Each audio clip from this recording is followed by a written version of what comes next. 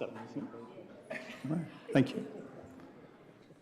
Well, welcome, everyone. Nice to have such full chambers this evening. I appreciate all the interested individuals who have showed up for our business meeting, and always a pleasure to see my colleagues here, so good to see you for our second meeting of the evening. So I'm officially going to call to order the Kalamazoo City Commission business meeting for August 2nd, 2023. And our first order of business is roll call. Clerk Borling. Commissioner Decker. Commissioner Hess. Present. Commissioner Hoffman. Present. Commissioner Juarez. Here. Commissioner Pradel. Present. Vice Mayor Cooney. Present. Mayor Anderson. Here. May I please have a motion to excuse Commissioner Decker? So moved. Motion made by Commissioner Heff, made by Commissioner Hoffman, supported by Commissioner Hess. All in favor, please say aye. Aye. Opposed, nay? All right. We are honored this evening to have Michelle Scheidt from Fetzer Institute here with us for the invocation, and she's coming forward now. She's done this before. So really looking forward to helping our meeting get off on the right first step here. So I'm going to ask, yes, you knew what I was going to do, everyone to please stand for the invocation and then remain standing for the Pledge of Allegiance.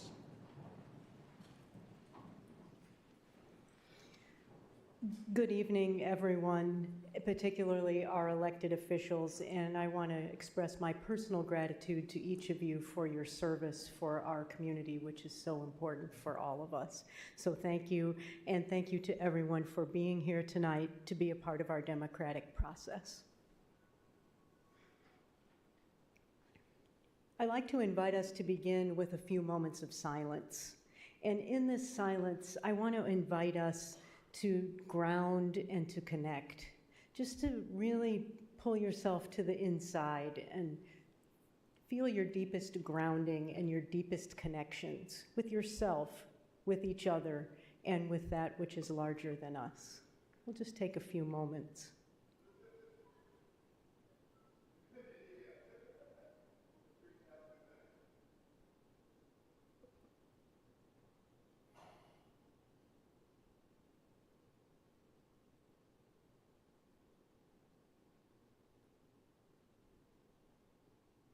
As we come together in this grounding of our interconnectedness, we ask for the things that we need for this evening, for a sense of peace and calm, for courage to speak up when it's needed,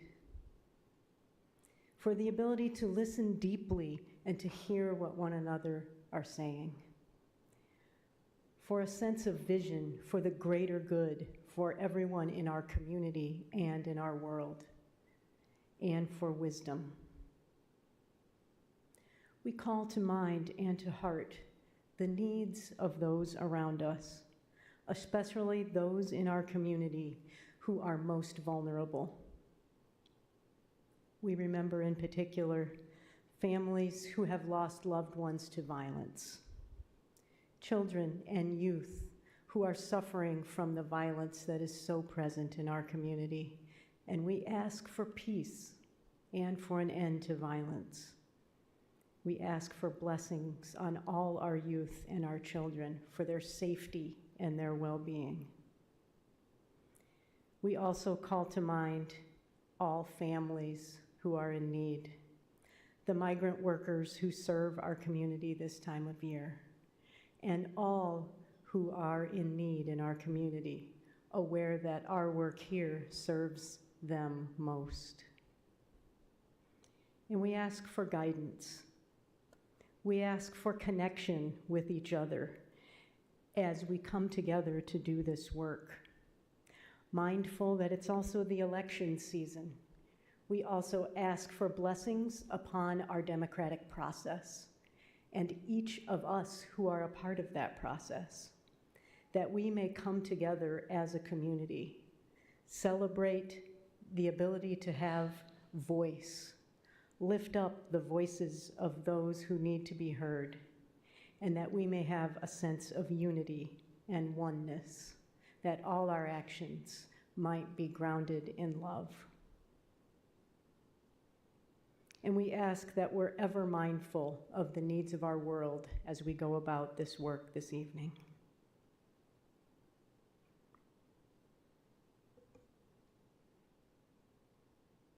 Thank you, and I ask for blessings on each of us as we continue with this meeting. I pledge allegiance to the flag Of the United States of America, and to the republic for which it stands, one nation, under God, indivisible, with liberty and justice for all.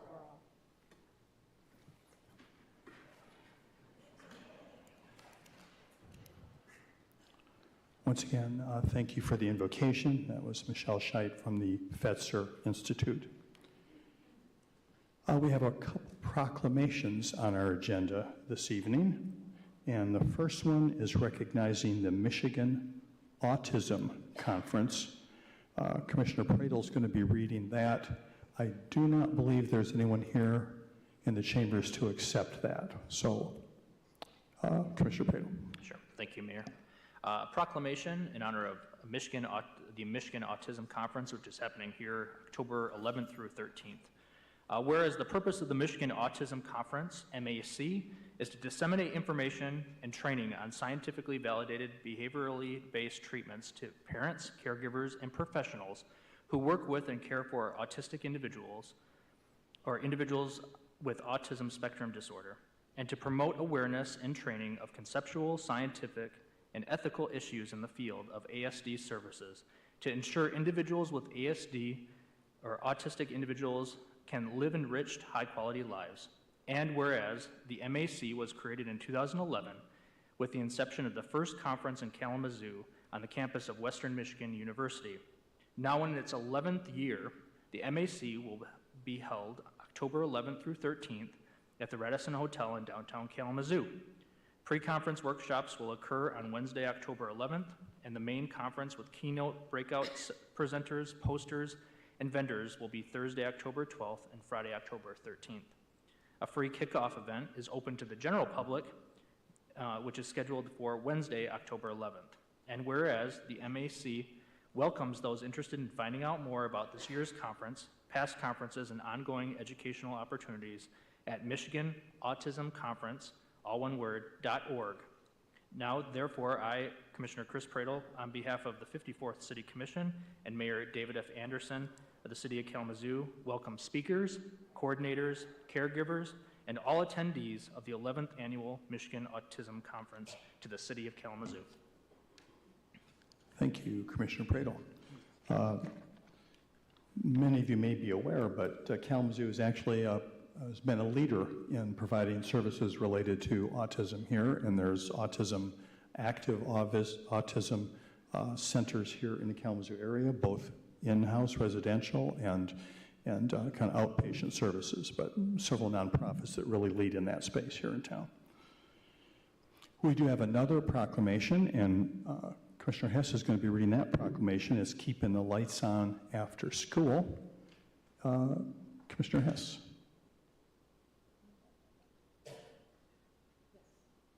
Yeah, I know there's some folks here that are going to be accepting that. Are you going to come forward, or?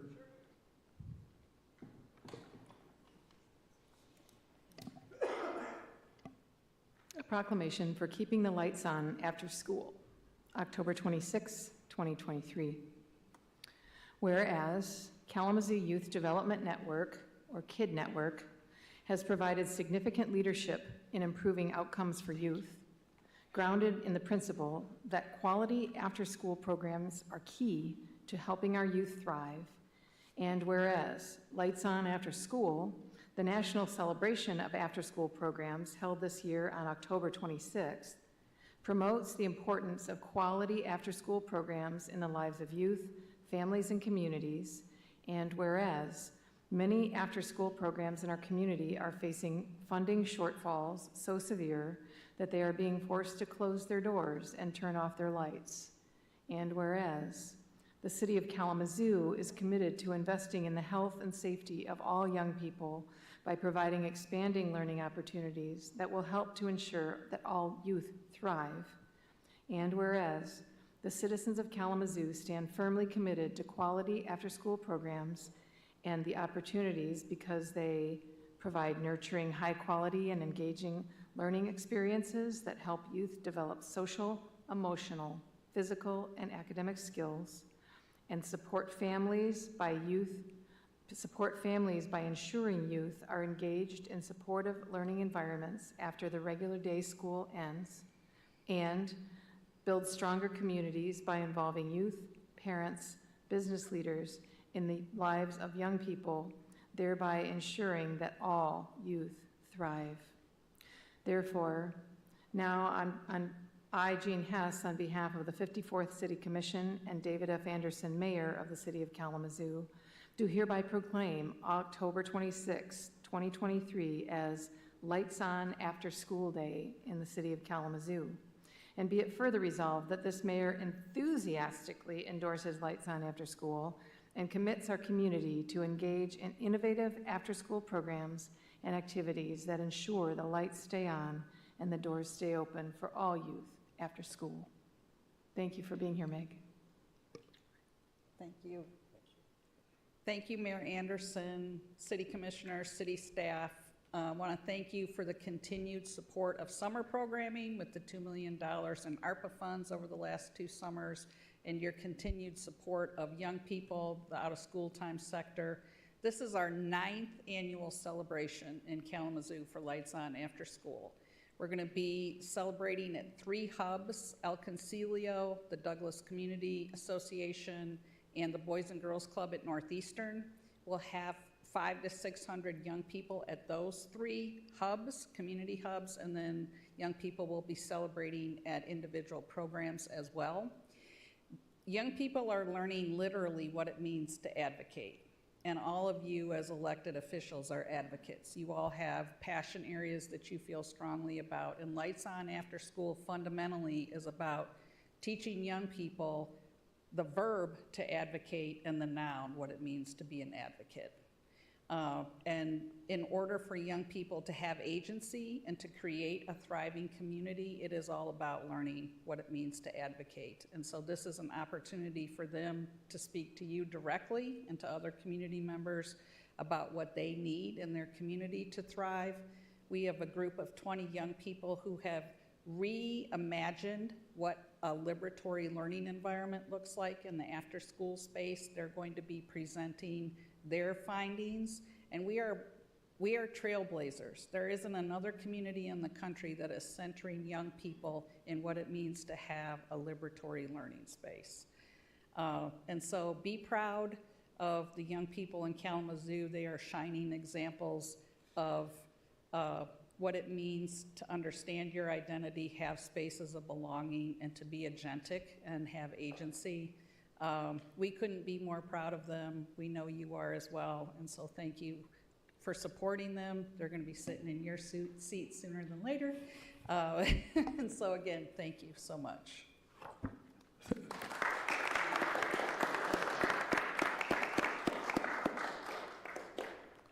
Thank you so much for your work and your continued advocacy as a verb and a noun. Thank you.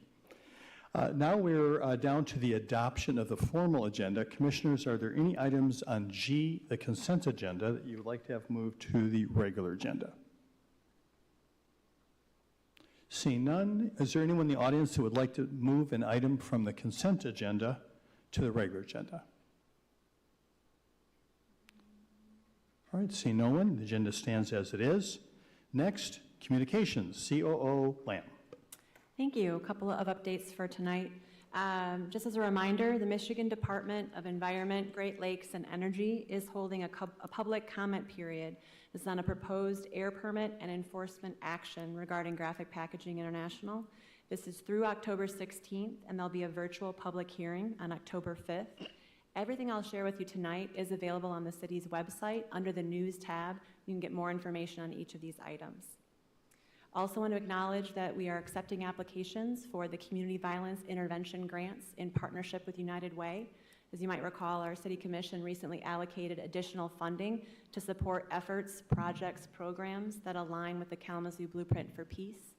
Applications are open from now until November 3rd when they're due, and our United Way team is providing technical assistance for anybody interested in applications.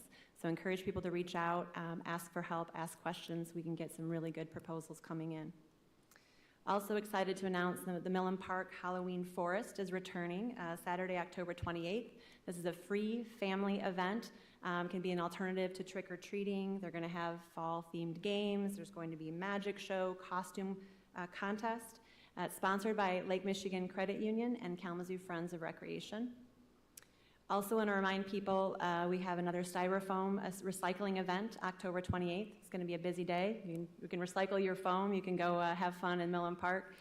This is an opportunity that we have every quarter to recycle not only kind of foam, there's electronics, a whole bunch of items that you can bring to Mayor's Riverfront or KVCC's Ashimo campus. And lastly, we want to wish Stewart Neighborhood a 50-year anniversary. We want to wish them a happy birthday for their 50 years. They're going to be celebrating this Saturday, October 7th from 1 to 3 at Woodward School. And I encourage people to come and enjoy them as they celebrate their 50 years here in Kalamazoo. Again, any more information on each of these things, you can go to our city's website under the News tab. Thank you. Thank you, COO Lamb. Now is the opportunity for public comments. Just as a reminder, the public comment period is 3 minutes. Here at the business meeting of the Kalamazoo City Commission, I would ask anyone in the chambers who wants to comment to come forward, state your name, whether you live in the city. Just a reminder, the microphone does shut off after 3 minutes. In addition, you can call in to make a public comment. The number to call in is 888-382-9556. And our able communications director, Mr. Smith, over here will be handling solo here for the first time our call-in public comments after those in the chamber who wanted to comment go first. So please, let's get started.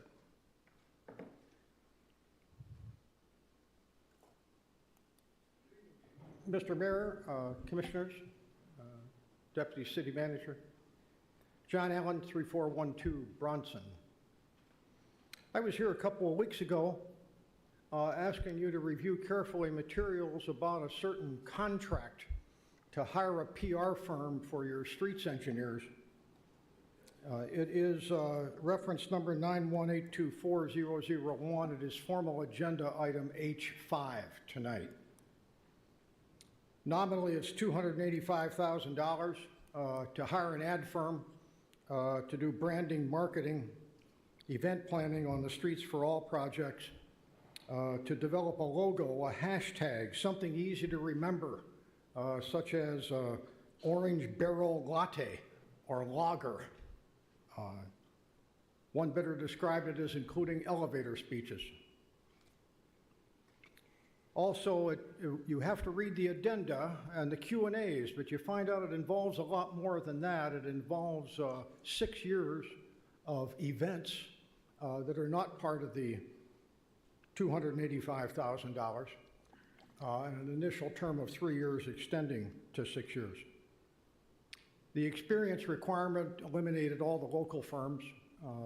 The firm proposed is from Lansing, but the RFP says they can do all the work from India or Canada. This work does also not include that by your 3-person internal media team here at the city who produces media pieces, many of which are by the engineers and appearing regularly on Channel 3 and MLive. President Obama once used the term putting lipstick on a pig.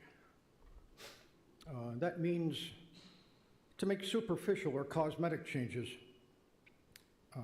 to a product in a futile effort to disguise its fundamental failings. The fundamental failings of the Streets for All program won't be cured by a cute PR campaign. It needs raw metrics data required by the streets policy to be gathered and published. It needs meetings with people before the project is begun, not after it to cure the complaints about it. Some of your residents have good ideas. They may even be helpful in doing these things. They should be asked up front. You are going to consider this as formal agenda item H5. There is also public comment considered at that time. So I'll be back later in the show. Thank you. Thank you. Next, please. Good evening, everyone. First, I want to just draw attention to October being National Breast Cancer Awareness Month. Let me first off send prayers to those families that have been impacted by breast cancer. And then secondly, let me just say that Allen Chapel AME Church, where our service pastor is committed to speaking truth to power and asking for more resources to be provided for this effort. And in addition to this, we have we are hosting a breast cancer walk on Saturday, this Saturday from 10 o'clock to 12 o'clock. At 10 o'clock, we're going to have Bronson professionals come and talk about breast cancer. And then at 11 o'clock, we are going to have our walk. And then on Sunday, we're going to have Penna Sisters Sunday. The second issue that I want to bring to your attention is just public education for our students. We at Allen AME Church have committed ourselves to standing up for truth and justice for education for our students. And so every Saturday from 12 to 2, we have started a tutoring program. But not only that, we've created a pipeline so that Western Michigan University students can come to our communities to tutor. And from the first week to the second week, we jumped from 5 students to 12 students. Mothers have been coming in asking for tutoring for their sons, showing report cards and grades. And so I'm just here today to advocate for more resources, more support, more awareness for breast cancer awareness, and for student education in our communities. Thank you so much. Thank you. Yes. Good evening, Commissioners. My name is Zach, and I moved to Kalamazoo relatively recently in 2021, and I have been grateful to find myself in a city that has much to offer. With that having been said, I do strongly feel that Kalamazoo as a community, and that means all of us, has a tremendous opportunity, namely, to build more 24/7 public restrooms. The Seoul Portland Loo at 108 East Water Street is a great start, but it is simply not enough to meet our community's needs. Building more 24/7 public restrooms fulfills a need shared not only by some of the most vulnerable among us in the houseless community, but by all of Kalamazoo residents. Everyone has business to do. It is universal. And no one wakes up in the morning and says, you know what would be great? If I could go and do my business on the sidewalk, or in a parking structure, or on the steps of a local restaurant. No one wants this. And yet this indignity is involuntarily suffered all too frequently by our fellow community members. This problem is not new and is well known.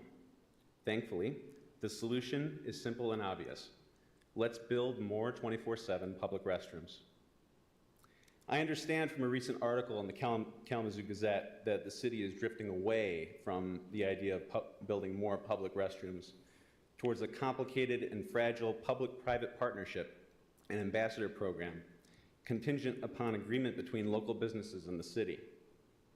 I, along with others here today from the Southwest Michigan Democratic Socialists of America, implore my fellow community members on the City Commission to reconsider this unnecessarily complex plan that seems unlikely to succeed in meeting our community's needs. Let's not make this more complicated than it has to be and solve this problem for our community. Our ask is simple. Let's build at least 3 more 24/7 public restrooms open to all residents and visitors of the city of Kalamazoo.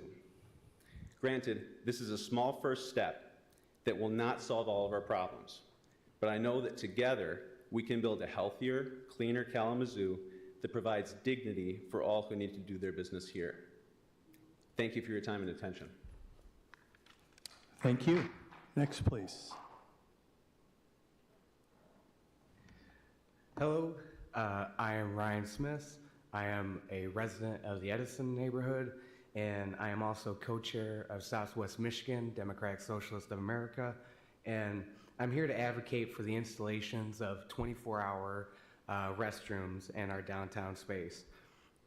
We as a community are only getting bigger, and we want to provide a welcoming atmosphere to all who visit and to all who are residents here. While the houseless will benefit from this, it will also give gig workers and drivers who often don't have access to a restroom a chance to relieve themselves without having to walk into a private business. Often, they are forced to buy a product or service before they are allowed to have access to use a restroom. And I just believe our workers, no matter who they are, deserve a right to a public space that they can use to relieve themselves. We all know that how restrooms have been politicized by the far right, and how many trans and non-binary people fear violence when they're in these spaces, and and public bathrooms and public restrooms would eliminate the issue and provide a safe space for those in the LGBT community. By letting private third parties control access to the restroom, it still makes it inaccessible for many people. A lot of private businesses, sadly, don't have accommodations for the disabled. Also, most private businesses are not open after 1 a.m., which is a lot of the nightlife downtown, thanks to all the bars that we have. Also the chances of being discriminated are against only goes up by adding a private third party. I just hope the City Commission will move forward with more public restrooms and continue to make Kalamazoo a welcoming community for all. Thank you. Thank you. Yes, next, please. Evening.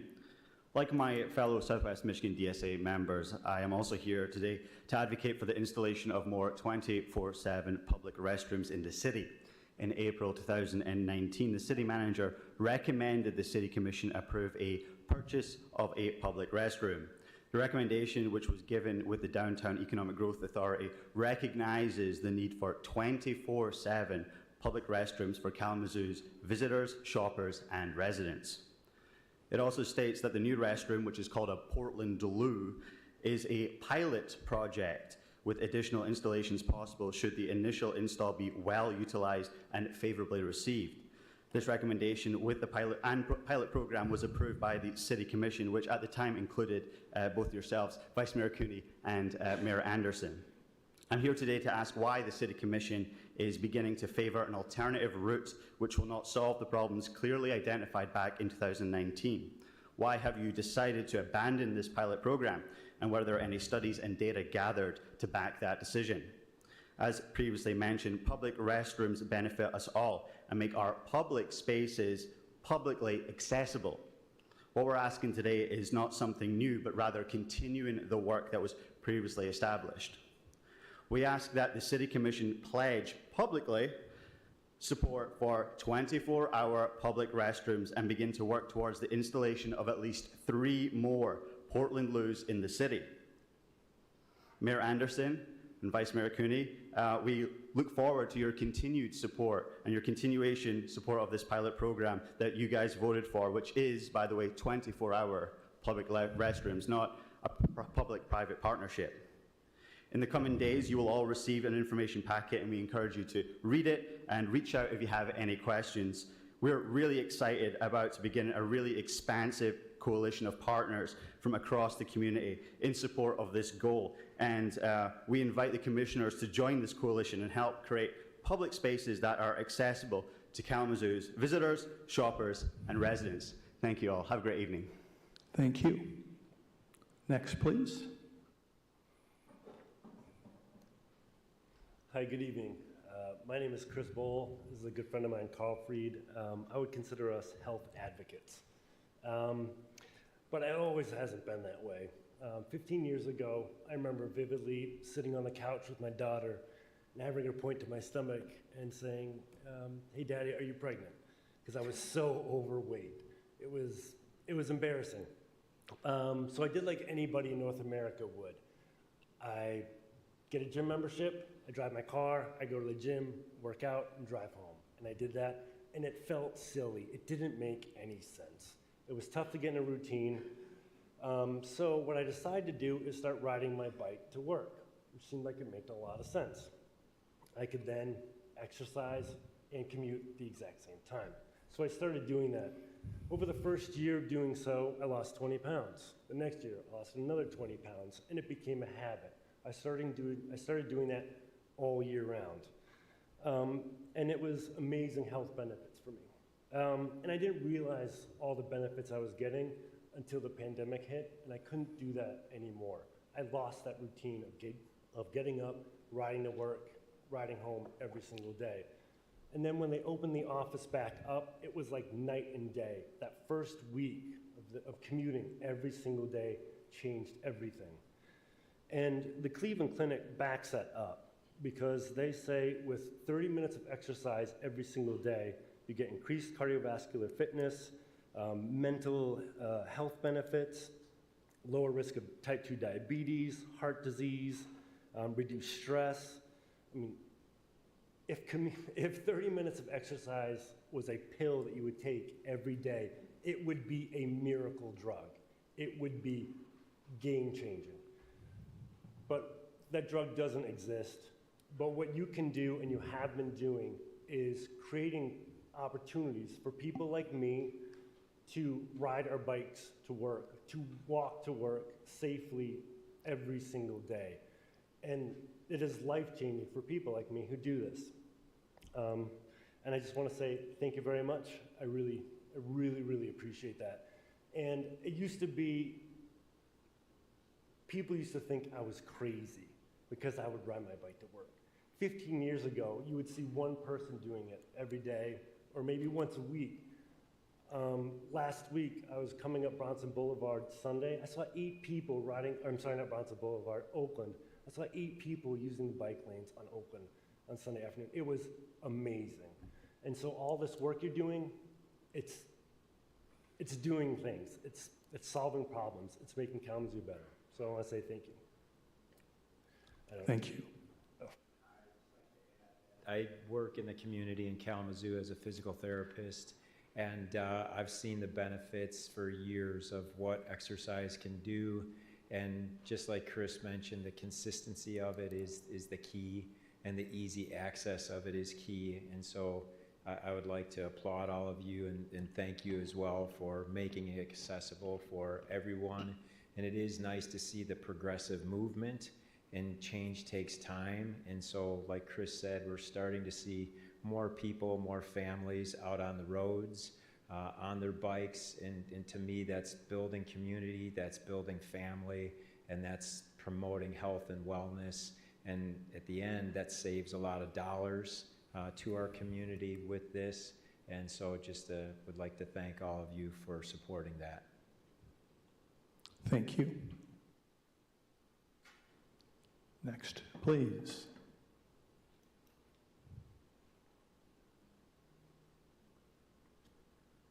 Hi, my name is Tina. I live at 310 Lake Street. I don't know exactly what this meeting is about, for I just left my second job. I tried to get you on Facebook, but I couldn't. I don't know why. I normally always can. I'm here about the rezoning. I think it's up in your agenda today that you're rezoning that whole great big area, and you're rezoning our green space, which you're going to build on, but you're not doing anything about the flooding.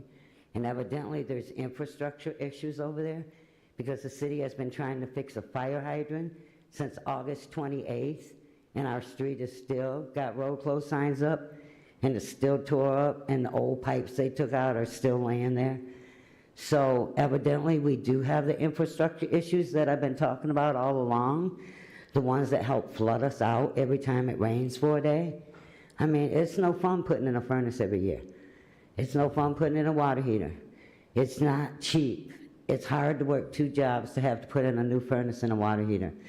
And now you have us rezoned as, going to rezone us as RM15 with its residential multi-unit dwelling, which means you're going to build that 3 feet higher than our homes, which means their water is going to become our water. So here we are getting flooded again. I just ask you, please, to leave us alone, leave that little green space, build at your old DHS building, sell it to Lyft, sell it to Lockhart. They can afford it, let them buy it and build there. And leave that green space for us and the animals. We need it to survive. And as far as the bike lanes, every biker I see, I might see one once in a while stop at the red light, stop at the stop sign. I work at Winter Elementary. In the morning time at 6:15, I see people riding bikes. I see people jogging in the bike lanes. I see people walking in the bike lanes. I see people pushing a stroller, walking a dog. But it's 6:15 in the morning. It's dark out there. You're in that bike lane, that's dangerous. And if you're gonna get on the people about driving, which people drive like idiots, I'm sorry, but they do. They're in a hurry. They can't wait at the stoplight because they gotta wait again. And they're always in a hurry. So everybody needs to follow the rules of the road, and everybody needs to stop at the red lights. Everybody needs to stop at the stop signs.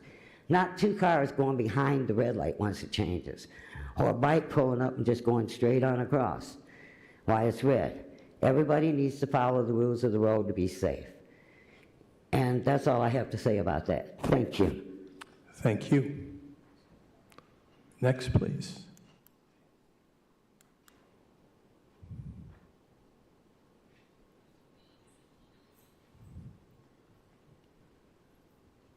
Good evening, Commissioners. I'd like to thank you for your comments and support for getting the word out about October the 16th to the people from the previous commission meeting. It's imperative. Since then, I have been involved in trying to better educate the community. I've created a video with the public media network that I urge everyone to view because it speaks on a lot of the hard data of what's going on in terms of the specific chemicals and how much they're trying to increase. I've also been canvassing primarily on the north side of Kalamazoo, also with a mobile air meter. And I'd like to tell you that the situation is far worse than I could have even ever imagined. The particulate matter is so high. I mean, what's happening is people have been coerced by these frivolous lawsuits that are out right now. And they're basically just waiting for lawyers to tell them that just aren't going to. They think there's going to be some money in it. They think there's going to be something going on for them in it. And they're just sitting there waiting to die. People have invited me into their homes and they've been letting me know that they don't know what's going on. And I'm letting them know, hey, I'm sitting in your house and I'm reading 150 parts per cubic meter of particulate matter 2.5 and 10. That's evacuation levels. So when GPI tries to tell you on the 5th that they're only trying to make a negligible change because allegedly 529% of something is never very much, people are going to die. 26% of anything more when I'm getting an air quality reading of 0 inside of households. You're going to have people who are chemical engineers telling you, hey, they're going inside and they're getting a break. They're not going inside and they're not getting a break. Standing like right over the tracks, right over that lead, over the tracks, right over that sundown line, I'm getting really low air quality readings. And this is just a rudimentary reader. I'm not able to pick up things like formaldehyde or some of these other chemicals that they're trying to increase and that are already in the air. So I'm sorry to do this, but you know now. You know it's going to kill people now, and you're going to have to do something about it because this is a vulnerable population. Any amount of any level of any increase, if it is allowed after the 16th, is murder. And I mean it. There's no more running from this issue. Kalamazoo used to be paper, and we're letting the same people that poison us come right back in and do the same thing over again. Why? And for what? You heard it was going to create 25 jobs, and they didn't like that number for $615 million tax break that's being used to kill us? And they went to another firm and they heard 0 jobs were created. So what is this really doing for us? Except killing us with our own money. So I'm urging you to please make comment by the 5th, please by the 16th, and just say no. At least stop it up. Thank you. Hey, just as a reminder, if you'd be so kind, please give us your name and whether you live in the city when you comment. And you can write it down on the sign-in sheet, too. Thank you. Good evening. My name is Michelle Dancer. I'm a lifetime resident and homeowner of the North Side. Born and raised here. I've also been a landlord. As a landlord, if I was in violation of anything at any one of my properties, I would be held accountable for that. If I had something there that was in violation, one of our homes had lead. We were told we had to get lead out. If we didn't, we would be fined.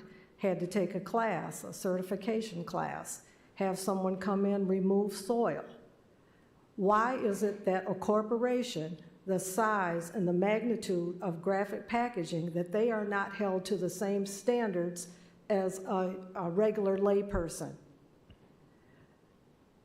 We hear on News Channel 3 about the wildfire smoke and the quality of air, that it's poor. Don't go outside if you have underlying health conditions, if you're vulnerable with heart conditions, if you're elderly, if you're a child. Monitor your time outdoors, wear a mask. How is living next to a factory of this magnitude, of this size, in the city limits of Kalamazoo acceptable? This is unconscionable. We are dealing with emissions, and they want us to believe that it's steam. It's just vapor. Yes, poisonous vapor, toxic chemicals. I'm not a scientist. I do know that Kalamazoo sits in a valley. Whatever goes up has to come down. Whichever way the wind blows, that's the way it's going to carry things. On any given day, there is chemicals released, there is toxic emissions released.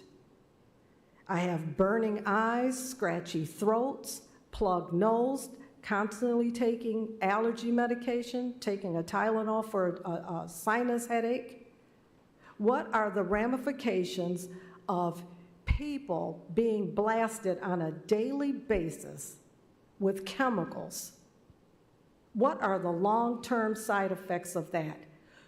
When the weather is hot, we can't open up the window for bringing in rancid smelling air.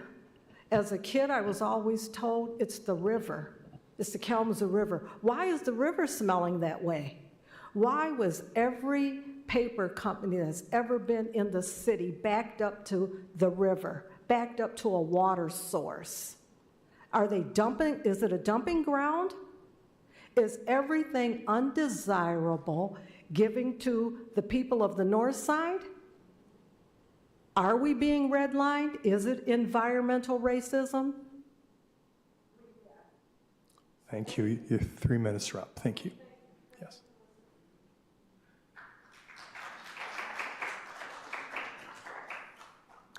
How you guys doing, Commissioner? I want to talk a little bit about the North Side, about graphic packing, that what they just got through talking about.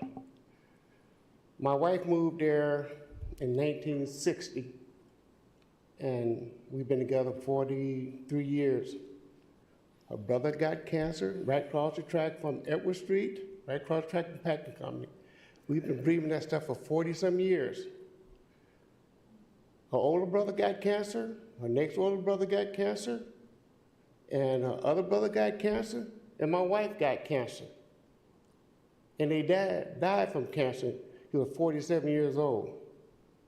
There got to be something to be done about that, man, because we've been breathing that stuff for 60 years or better. And her mom's still living. She's 97 years old. And Lord knows she's been drinking the water. Ain't no telling what's in the air, what's in the ground from that.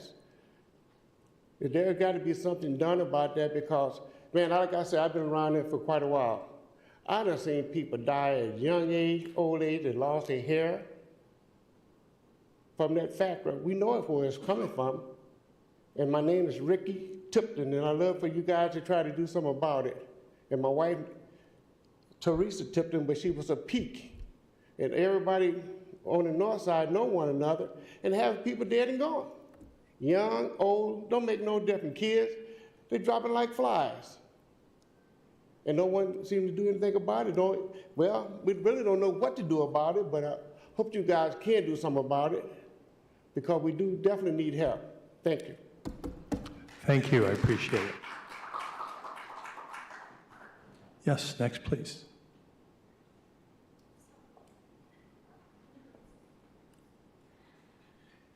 Hello, my name is Tammy Hibner. I live at 1314 East Elcott.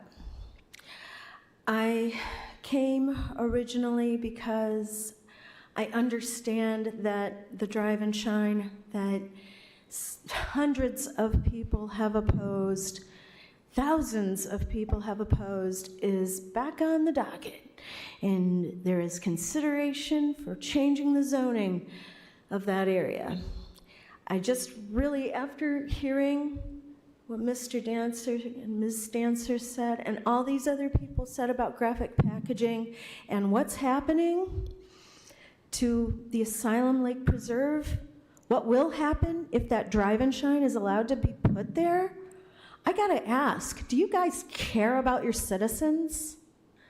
I mean, it does not make sense to me that we have to fight this again and again and again. When you had 200 people here in 2019, and you had so many more online.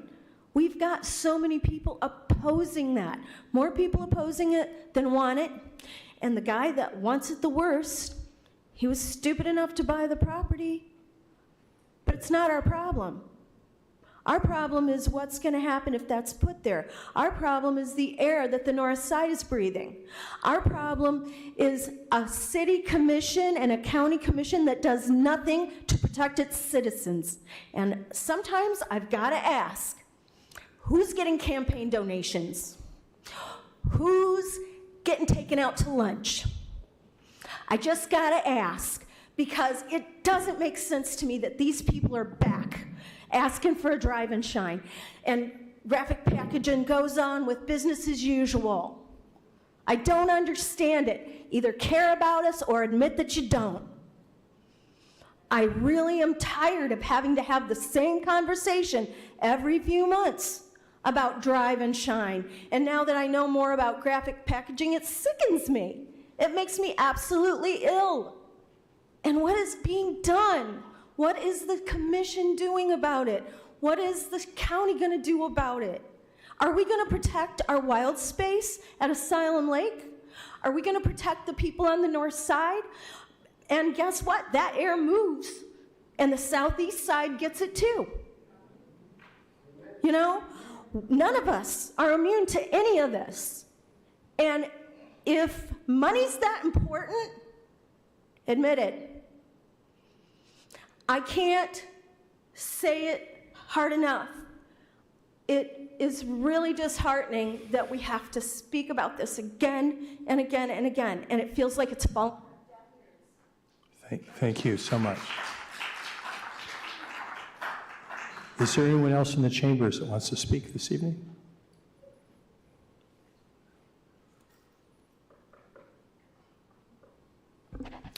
Good afternoon. My name is Wendy Fields, and I stand before you tonight as the president of the NAACP. I concur with everything that has been said about graphic packaging and Northside residents. I'm a lifelong member of Northside, and I love it dearly. What I'm standing here before tonight is in regards to my physical situation. So when this accident happened about 12 weeks ago, I wanted to pray and ask God, why did this happen? And then it was like, okay, in everything give praise, and ask him what his will is. And what he said to me was, open your eyes. I did not know what that meant until I went to Boston to our convention, and there, being on a motorized scooter, on crutches and all of that, and trying to enter a building, it dawned on me that the building wasn't really handicap accessible. At least they had a button, they had the door that opened outward that caused me to get in reverse so I wouldn't get hit. Then I come here home and I go to one building doesn't have, it's not handicap accessible in the front. And when I got in the building, I asked, where is the handicap accessible ramp? And they told me it was in the back of the building, no signage or anything that directed me that. And of course, I called CEO and told him what my concerns were. I come here today to pay my water bill, and lo and behold, I looked in front, it's not handicap accessible. We have doors and we have buttons to open them. We do not have handrails that go down the front to the sidewalk so that individuals can walk up. We do not have the slip guards on the stairs. I would love to see a ramp out there. The ramp is in the back, but there's no signage in the front that even tells you that the handicap ramp is in the back. And I just think that we can do better. We have to do better. Yes, you're not breaking the law. You've done the minimum of what you need to do to pass the law and get what you need. But we can do more, and we should do more. I went downtown today to the post office. And with the way the streets are, I'm in a parking lane that people still think is a traffic lane. So I'm getting out of my car. I've now got to look 3 ways, getting out on the driver's side, looking in the back to make sure I'm not getting hit, and then getting out to go across a 2-way bike lane. You all did not think this out thoroughly. It is not safe. And while you want to make it accessible for everyone, you did not take into account those like me, seniors, or whomever that might be moving a little bit slower. So again,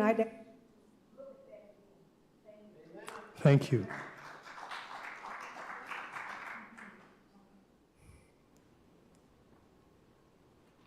Hi, it's Molly. I think you know who I am. But I actually don't live in Kalamazoo anymore. I probably shouldn't admit that publicly, but I still work here and I love coming back. And I've been very moved by what was shared today. With my experience, I came to Kalamazoo to do a planning job, and so I met Laura, of course, and had to learn a lot about zoning. And it really struck me that a lot of what people are concerned about could be addressed by zoning. And I know you're working on that now. So I just wanted to offer, there's opportunity for innovation, there's opportunity for future planning, for I hate this term, for grandfathering and some changes to make places more accessible for people like Wendy, and to start separating the uses, separating the residential areas from the industrial areas. We made those choices in the past. We don't have to make them in the future. And we're all very aware that climate is changing, the winds are going to change, and we're going to have more issues to deal with. So I really think there's some room for proactive environmental management and environmental planning to start building more protections around communities that have been harmed in the past. So just wanted to offer that as my thought, reflecting on the really powerful stuff that's been shared tonight. Thanks. Thank you.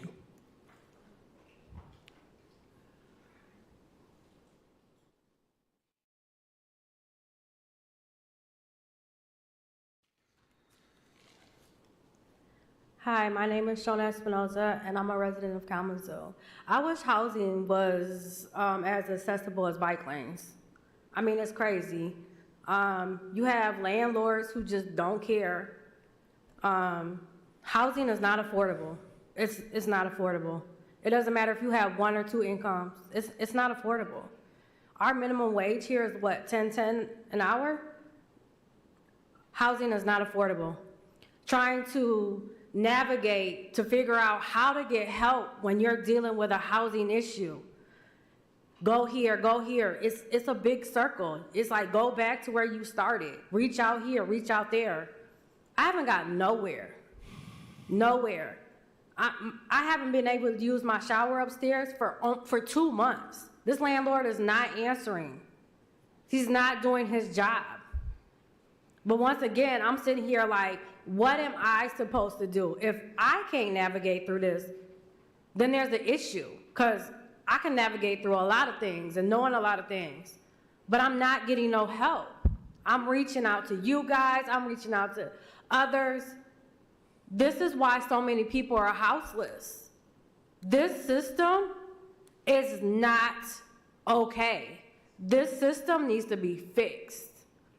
Paying $1,500 to $2,000 to rent, but it's cheaper to buy a house, but it's harder to buy a house than rent, that's crazy. I'm still waiting on my landlord to fix the stuff when I moved in here. But telling me I have 30 days to get out? I'm not getting no help nowhere. I'm asking y'all, Anderson, I'm asking you again, put your big boy pants on, get up and do what you're supposed to. You sit on the Housing Commission. You sit on the Housing Commission. This should be a walk in the park for you. I'm asking you to help. We need help as residents with housing. Please stand up and do your job as a mayor. You sit on all these boards with housing. Once you told me, hey, you're the biggest person that put all this money into housing, put your money where your mouth is. Do your job. Thank you. Next, please. Anyone else in the chambers that wants to make a comment this evening? Seeing no one else, like Smith, do we have anyone that has called in with a public comment?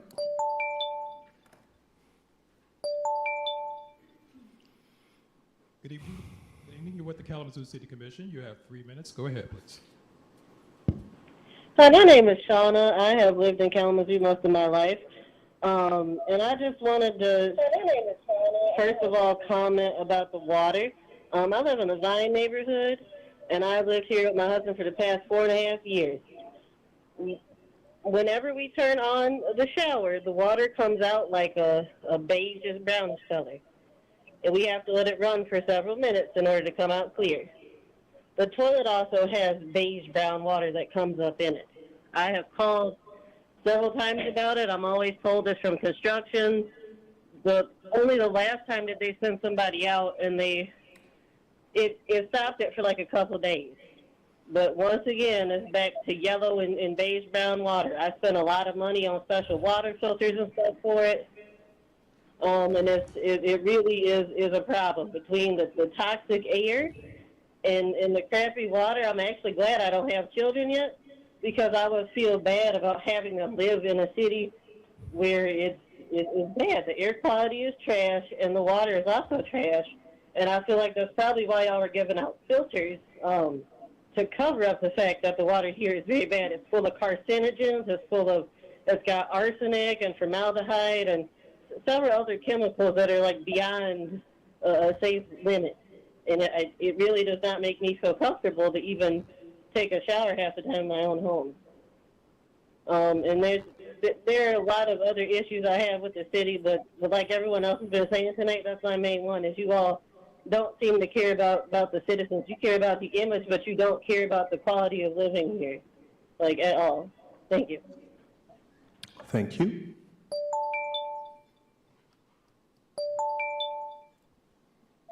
Good evening. You're with the Kalamazoo City Commission. You have 3 minutes. Please go ahead. Yes, hello. My name is Kay. So this city is always doing the bare minimum. You all sit, excuse me. You all sit with the piece of paper and do the math of what percentage of Black and Brown communities you impact when approving programs, grants, calculated in real time, because most of the time it isn't even the bare minimum. And the rich and affluent are benefiting the most and giving the least. Then you scratch your heads about the deteriorating situation in Kalamazoo. And the solution was to add 2 more policing stations during a policing crisis, and add another drive-in shine car wash, attempt to add a drive-in shine car wash during an environmental crisis. This is what you want for us. KDPS is still dangerous to Black and Indigenous people. Why can't Kalamazoo move away from old, antiquated modes of production like graphic packaging incorporated? I remember in one commission meeting, Mayor David Anderson acknowledged that before we knew better, industry and business was allowed to pollute our river I just want to say Black and Indigenous people have always known better. Now, if we know better, why isn't the city looking for ways to free itself from graphic packaging and look for green and innovative solutions that would solve a systemic issue or two in Kalamazoo, like the environmental racism, terrible working conditions, and hours? But no, it wouldn't be feasible for the rich and greedy white supremacists on top. Where would the air superiority go? Could they handle Black and brown people being economically equal? Instead, Graphic Packaging International wants to raise the emission limits, and most of the community on the north side was not even aware that there was a meeting on October 5th at 6 p.m. here in the commission chambers to discuss this. There is information about emission violations as well. All of you Black and brown commissioners need to learn about class consciousness and take a good look at where your heart truly is, because either you're here to sacrifice us for a piece of the pie, or you lack the class consciousness to understand your position in terms of class, race, and power. And as a result, you easily get tokenized, because I've heard Commissioner Prado twist Black voices to fit his agenda. Also, October 5th at 5 p.m., there will be a Public Housing Commission meeting. Please join us to speak out against slumlords in Kalamazoo. Each one of you commissioners hold a direct responsibility in the deteriorating, unacceptable racist and systemic burdens on Black and brown folk in this city. The worst jobs, the worst housing, the worst environment, the worst schooling. There are two Americas in Kalamazoo. Right, Commissioner Hess? The mayor and many of the commissions are heavily involved in housing, and yet the mayor, the head honcho, seems confused as to why there's a gun violence problem. Lack of affordable housing. It's been said in these commission chambers before to you, directly to your face. There's a slumlord crisis in Kalamazoo. If the community members speak out, they get blacklisted, retaliated against, threatened with evictions, and it's disgusting in Kalamazoo. All of you play a direct role in exacerbating the situation, whether you realize it or not.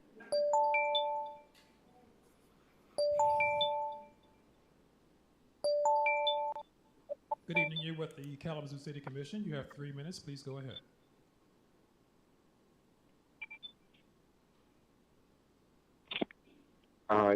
Yes, this is Mabry J., lifelong Kalamazoo resident. The physical environments where children live affect their development and health. The quality of the conditions in which people live are not evenly or randomly distributed. They are shaped by and deeply rooted in public policies and social history. The conditions of a place can have positive or negative influences on a child's health and development. Positive influences beginning in pregnancy and continuing throughout childhood include access to nutritious food, clean air and drinking water, safe green space in which to play, reliable transportation, and a home environment free of lead and other heavy metals. Negative influences include polluted air and water, extreme temperatures, lack of green spaces, high rates of crime and violence, excessive environmental noise that can disrupt normal sleep patterns, lack of access to affordable nutritious food, and a home environment containing toxins.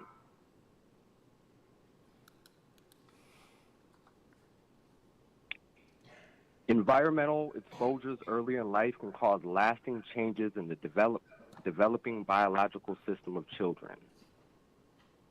Ensuring the environments that surround pregnant people are safe, supportive, and free of toxicants is a critical investment in the future of the health and well-being of all children. And so I would love to follow up on comments that have already been made just around the narrative of Kalamazoo, and that there seems to be many different lived experiences and narratives around how people live and grow in Kalamazoo. And that this is nothing new, and that it does lie on city and county and state's hands. And so I ask, with that being said, what is the city and the county currently doing to protect our air and our water? We have an emergent issue that is not properly being addressed, and while we want folks to call into the public comment period, we also want you all to do more. In addition to the environmental factors, I would love if our city commission would adopt a reparations initiative to address the racial wealth gap that Kalamazoo has experienced forever. And that when we look at the data, that we will not be able to close this racial wealth gap unless there is some type of intervention. And so I hope that our city commission will adopt a reparations initiative and address our environmental catastrophe. And I would like to give a special shout out to Commissioner Hoffman and Commissioner Juarez. Thank you all for your work. Have a good night.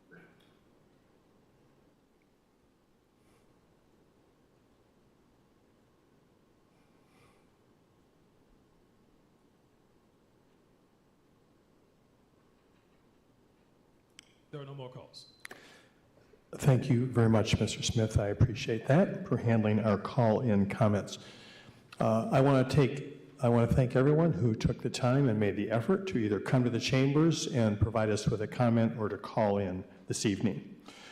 Next on our agenda is public hearings. So I'd now like to open a public hearing to receive comments on item F1, an off-premises sign agreement with Adams Outdoor Advertising to allow for the removal of a billboard in the North Side neighborhood and the reconstruction of a billboard along I-94. COO Lamb, is there a staff presentation on this? There is not, but we do have Pete Eldridge, our zoning administrator, who is available for questions. Thank you, COO Lamb. I appreciate it. Commissioners, do you have any questions for staff on this item? Okay, seeing none. Now is the opportunity for public comments on this item, and this item in particular. Speakers, once again, will each have 3 minutes. Please state your name and whether you live in the city, and come forward at this time.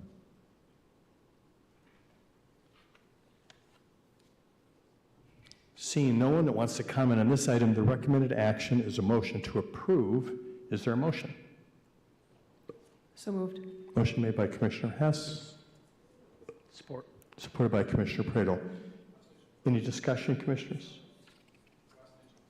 Seeing none, Clerk Borling, please call the roll. Commissioner Hess. Yes. Commissioner Hoffman. Yes. Commissioner Juarez. Yes. Commissioner Pradel. Yes. Vice Mayor Cooney. Yes. Mayor Anderson. Yes. Thank you, Commissioners. The motion has been approved.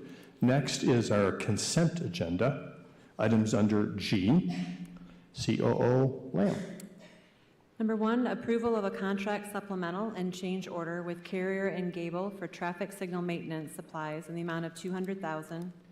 2, approval of a month-to-month contract extension, supplemental, and change order with Central City Parking, ABM Parking, for downtown parking management services in the amount of $540,000. 3, adoption of a resolution approving amendment number 1 to the Act 381 Brownfield Redevelopment Plan for Acadia Lofts.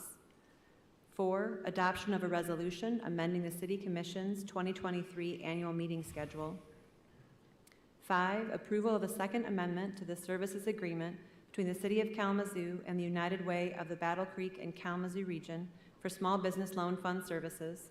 And 6, approval of a special permit for a pot-bellied pig to be kept at 2513 Logan Avenue, subject to compliance with applicable statutes, ordinances, and health codes.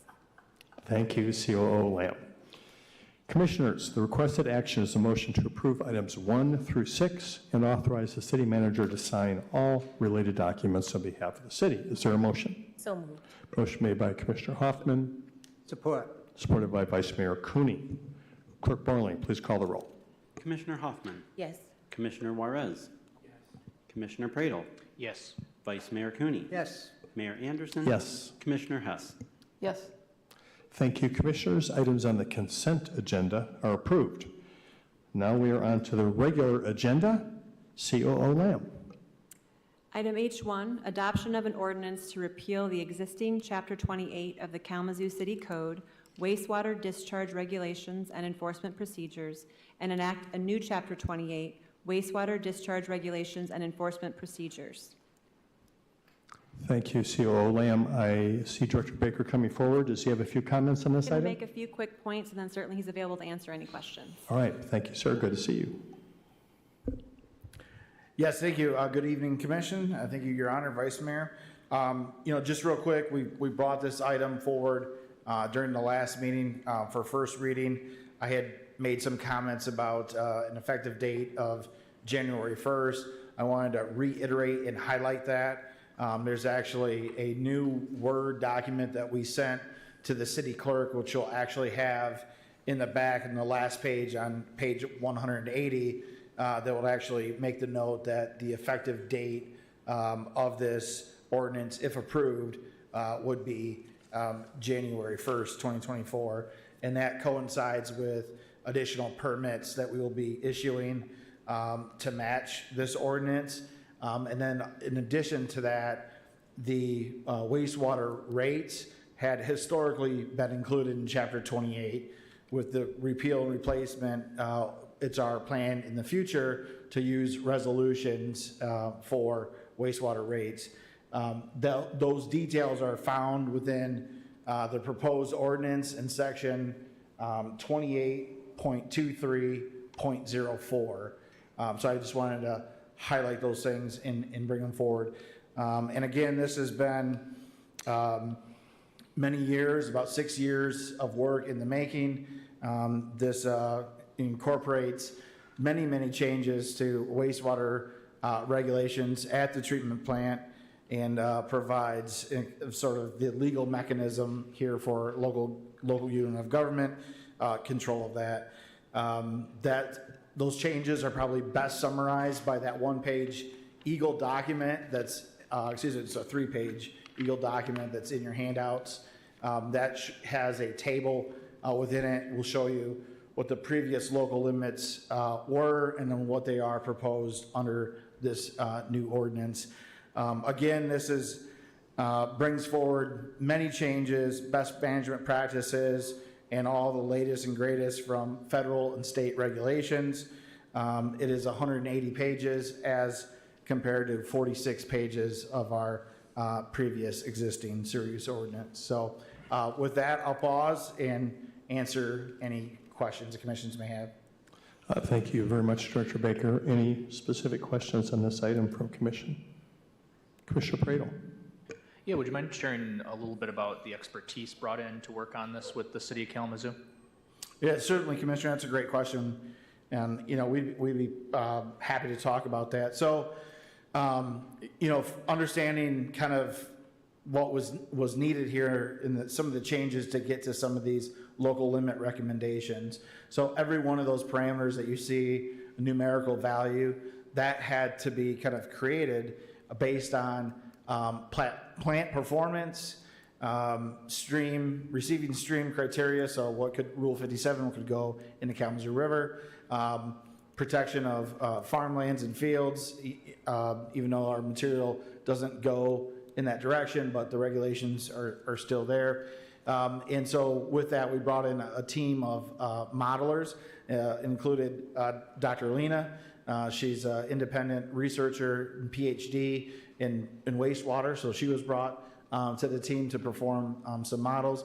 We also had a retained legal counsel, Mr. George Davis, who is an expert in sewer use ordinance drafting, and it's his work that drafted this ordinance. And we are also supported by a team of engineers from Fishbeck, Thompson, Carr, and Huber. And of course, every one of those steps involved EGLE, the Michigan Department of Environment, Great Lakes, and Energy. And there's some narrative of that in the letter provided. But we would go through some steps, submit everything to EGLE for review and approval.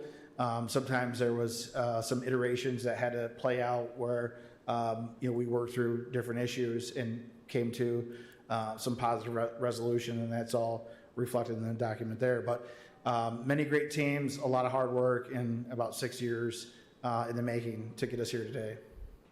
And just be clear as well, the proposed sewer use ordinance and local limits, they've been approved by Michigan Department of Environmental, Great Lakes, and Energy, or EGLE, correct? That is correct. Great. Awesome. Thank you.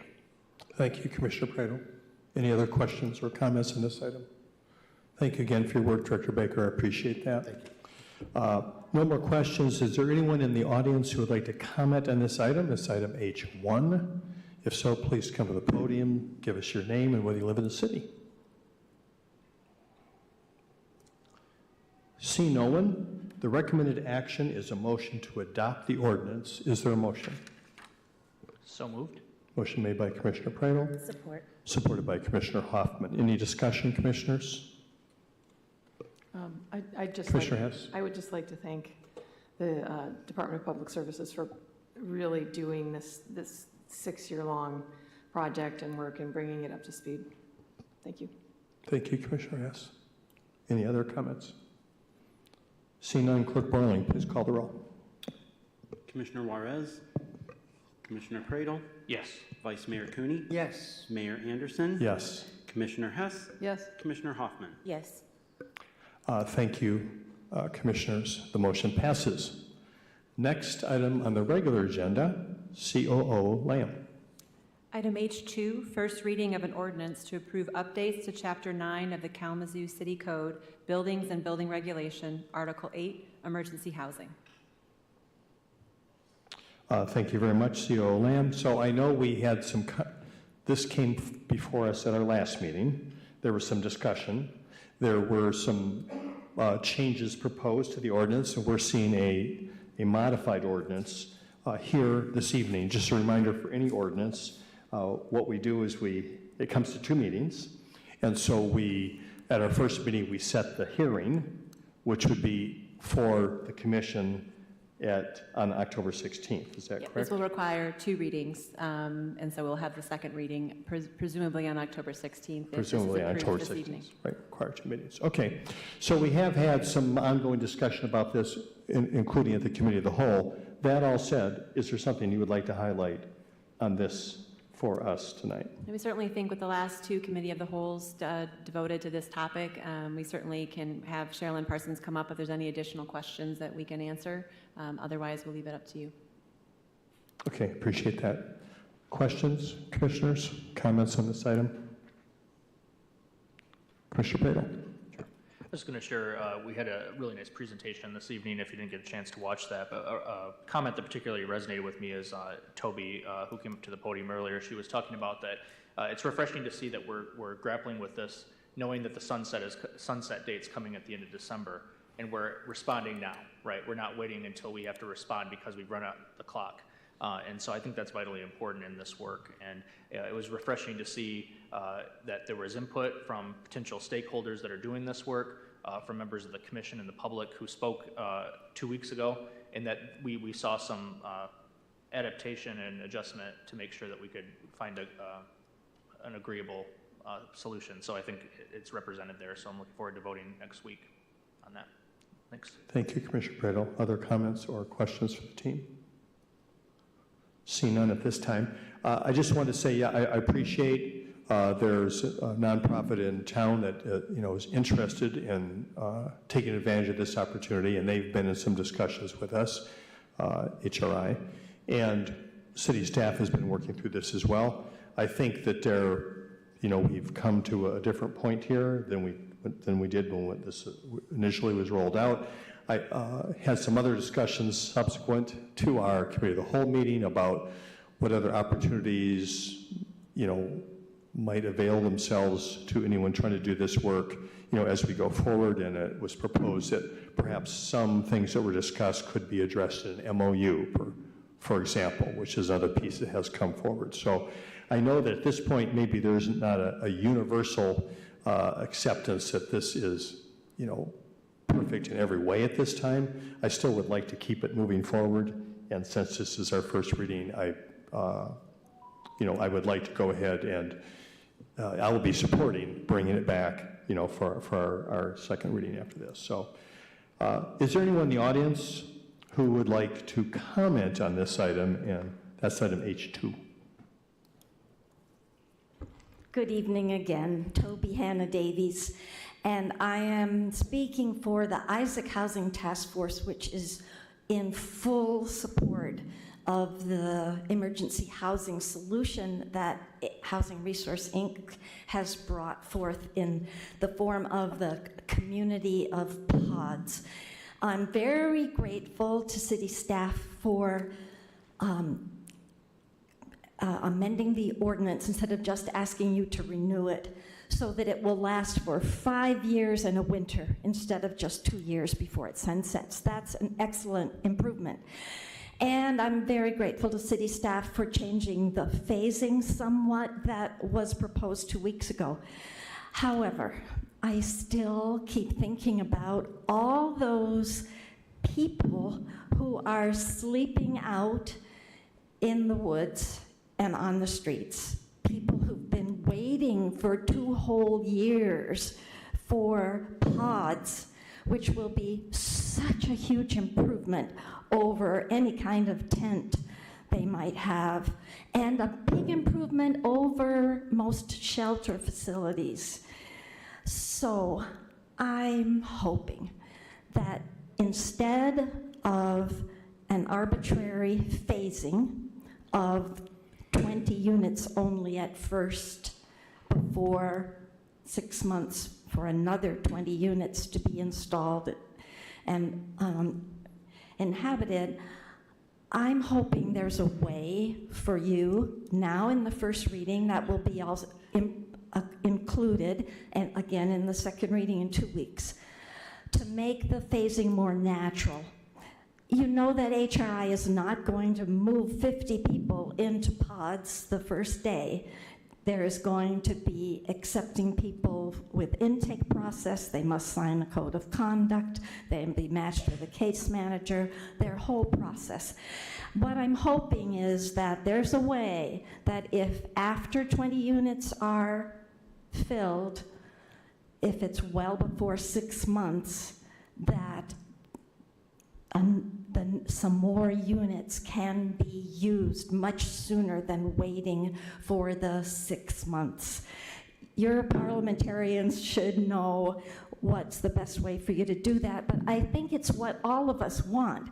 We want to have the emergency housing that you passed the ordinance for 2 years ago. And it's what cities across the country have been doing successfully. Reno, Nevada, I just found out, is now moving their 45 pods that they've had since the end of February 2022 to a bigger site so they can have more of. Thank you.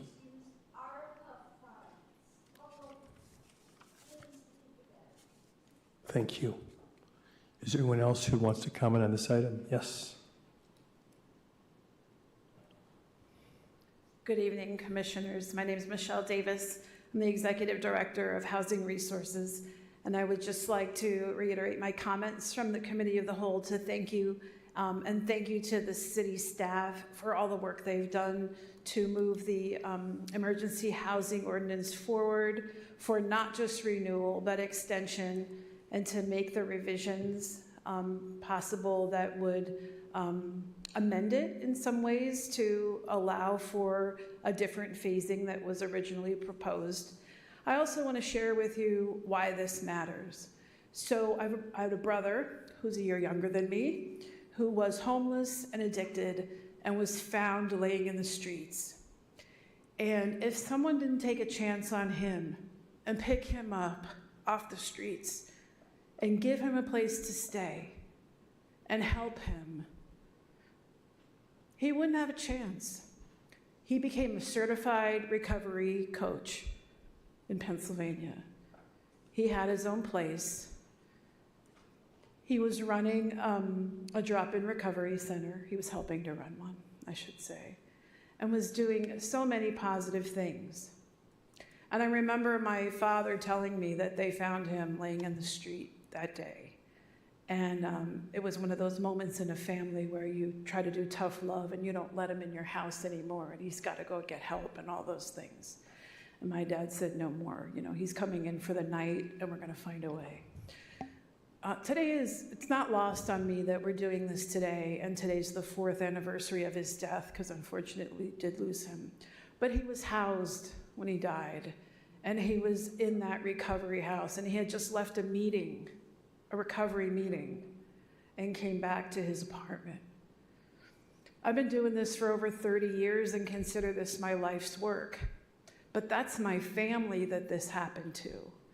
So when we hear about the people who are talking about our unhoused in this community, who want to talk about all of the issues positively or not so positively and complaining, they're all saying the same thing. We have a problem that needs to be solved. If no one took a chance on my brother, I don't know what would happen to him. He was picked up off the streets, and that's what you're doing. And I thank you for making this ordinance possible. I thank you for helping Housing Resources to move forward with our project. And I know there are going to be others that are probably out there planning as well. So thank you. Thank you, Director Davis.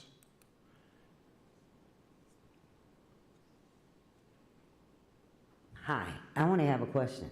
Where are you putting the pods at this time? We don't know. Nobody knows where you're putting them at. And I know the Lodge House has had 466 calls for police already this year alone. Crime in my neighborhood is getting worse. The shootings are happening all the time. I mean, what are you going to do to protect people? People that are homeless and people who are not homeless. I mean, everybody needs a safe place to go. And Kalamazoo's not so safe no more. And the more you build, the more unsafe you make it. I mean, us, we flood. No one does anything about it. They just keep building and making it worse. Other people, pollution. The pollution goes all over Kalamazoo. I grew up on the north side of town. Been smelling that smell for years. It's gotten worse. But my question is, when are you going to let the public know? Are you just going to do like you did before to us on Stockbridge at the old DHS building and say, this is where we're going to put 50 and this is where we're going to put it, deal with it? I'm sorry. Everybody needs a home. But I wish you would build homes, real homes, not apartments, homes. We don't need everything so huge. This is a city. It was a nice city. It was a nice, very friendly city. People were nice to each other. People were kind to each other. People are just rude to each other nowadays. And this is what the city of Kalamazoo has become. Thank you. Thank you. Is there anyone else who wants to comment on this item?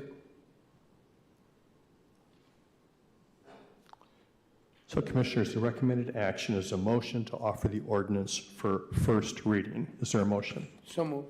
Motion made by Commissioner Juarez. Support. Supported by Commissioner Hess. Discussion, Commissioners. Commissioner Juarez? Yeah, and I think just hearing some of the comments, you know, this is a bigger issue, right, that needs more attention. And, you know, it just, and I didn't say this earlier to HRI, you know, thank you for working on this, right? Thank you for providing an alternative that could meet a need. And not everything's gonna look beautiful and awesome at first, but it's providing an alternative. And so, you know, this work is hard, it's difficult. You know, I'm working on gun violence, working on housing, working on the unhoused population. It's difficult stuff, right? And it's not easy at all. But human beings are worth it, for me. We can have our opinions, our differences, our, you know, political understandings, political or beliefs, whatever it is. Human beings are worth it, and we've given up on human beings. And I don't know when that started happening or why it started happening, but I truly believe that if we get back to that essential understanding that each individual has intrinsic value, we can see a better tomorrow. But that takes us putting our differences to the side and caring for one another, right? And it's one of those things that takes time, takes resources, takes caring hearts, like the executive director of HRI, right? We all have a story, we all have a background, we all come from somewhere. But I truly believe if we get back to believing in one another, things could be different. And so, you know, I just wanted to also give a shout out to the staff who worked on this emergency zoning ordinance. Because it's not easy to just change things. It's not. People don't realize how government works. I was a naysayer before I became a city commissioner. Now I know the inner workings. Now I know how things operate and how things change and what it takes to make a difference from this seat, right? And what it takes to make a difference from the community. It's both and. It's a two-way street. We need each other. Thank you, Commissioner Juarez. Vice Mayor Cooney? Thank you, Mayor. Yeah, I want to thank HRI and Michelle Davis for sticking with this and fighting for this. This is an important step. This is a step we haven't taken before. And we've put like $4 million into housing so far this year. But this is reaching the people that are in most need, like you were saying your brother was. So this is an important thing, and we can build on it. So thank you for the great work. Thank you, Vice Mayor Cooney. Commissioner Hess. Exactly, Professor Cooney. And I do think that this is a great collaboration. Mayor said it many times, the city is not a housing provider. We work with entities to create housing opportunities for people. This is a great collaboration between the city and Housing Resources. However, it was also said during the Committee of the Whole that perhaps there's another way, there's another entity out there that would want to do this. Who's out there that wants to do another housing project? Because we have it for 5 years, and we would love to see someone else take advantage of that and house some more people. Thank you. Thank you, Commissioner Hess. Commissioner Pradel. Thank you, Mayor. I just want to take a moment to also thank city staff for all their hard work in coming to this point, but certainly, again, echoing my colleagues, HRI, but also fellow colleague Commissioner Hoffman for all your work as well in this space. It really does, it takes a village, and you can see how many people involved with this. But I did want to take a minute just to share that this is indeed a heavy lift, and it is an issue that doesn't require just one simple solution. It requires dozens of solutions stacked on top of dozens of solutions because it's that complex. And I want to share just a couple ways that the city has in recent years tried to work. So one of that's hopefully going to become a big solution is the emergency housing ordinance. So thank you to Housing Resources for taking the lead as a partner on this work. But we also invested heavily and worked with other partners on the Lodge House, which is a significant solution that almost overnight in one instance is enabled to house over 100 individuals? 60 units. A couple meetings ago, we approved funding, a $1.5 million funding for 48 homes that are now going to be available to housing voucher recipient families in the city of Kalamazoo. You see steps like the neighborhood enterprise zoning. We had presented to us different policies, and we took a firm stand on that and said, even though it might encumber some development or slow things down, we want to make sure that there is a certain percentage of commitment of having a wide range of housing, including the most affordable levels. And even so far back as the housing discrimination ordinance, this is a priority for this commission. There are more people on this body up here in the housing space doing this work, not only when we're up here, but in our daily jobs than any other field. I'm trying to lose track. So 1, 2, 3, 4, and I mean really all of us, because all of us are doing work to advocate and advance that work. So we have a quorum of people up here who literally make their lives work committed to working to improve housing in this community. I wanted to lift up all that, but also to say that with all that and things I didn't mention, there is so much more to be done.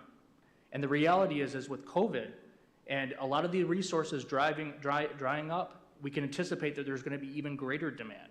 And so the burden and the onus on us to work together as a community, all of us, to figure out how to solve this crisis is monumental. So we can't just rest on our laurels and say, hey, mission accomplished, because we're far from that. But we're making a lot of positive steps in the right direction, and we got to keep our foot on the gas. Thank you, Commissioner Pradel. Any other comments on this item? All right, seeing none, Clerk Burling, please call the roll. Commissioner Pradel. Yes. Vice Mayor Cooney. Yes. Mayor Anderson. Yes. Commissioner Hess. Yes. Commissioner Hoffman. Yes. Commissioner Juarez. Yes. Thank you, Commissioners. The motion passes. Next item on the regular agenda, COO Lamb. Yes, item H3, first reading of ordinances to approve text amendments to Chapter 50, zoning ordinance and Appendix A zoning, to approve updates to the zoning map, and to approve related updates to Chapters 3, advertising, 7, animals and fowl, 9, buildings and building regulations, and 21, nuisances, and set a public hearing for October 16th, 2023. Thank you, COO Lamb. Is there a report on this item?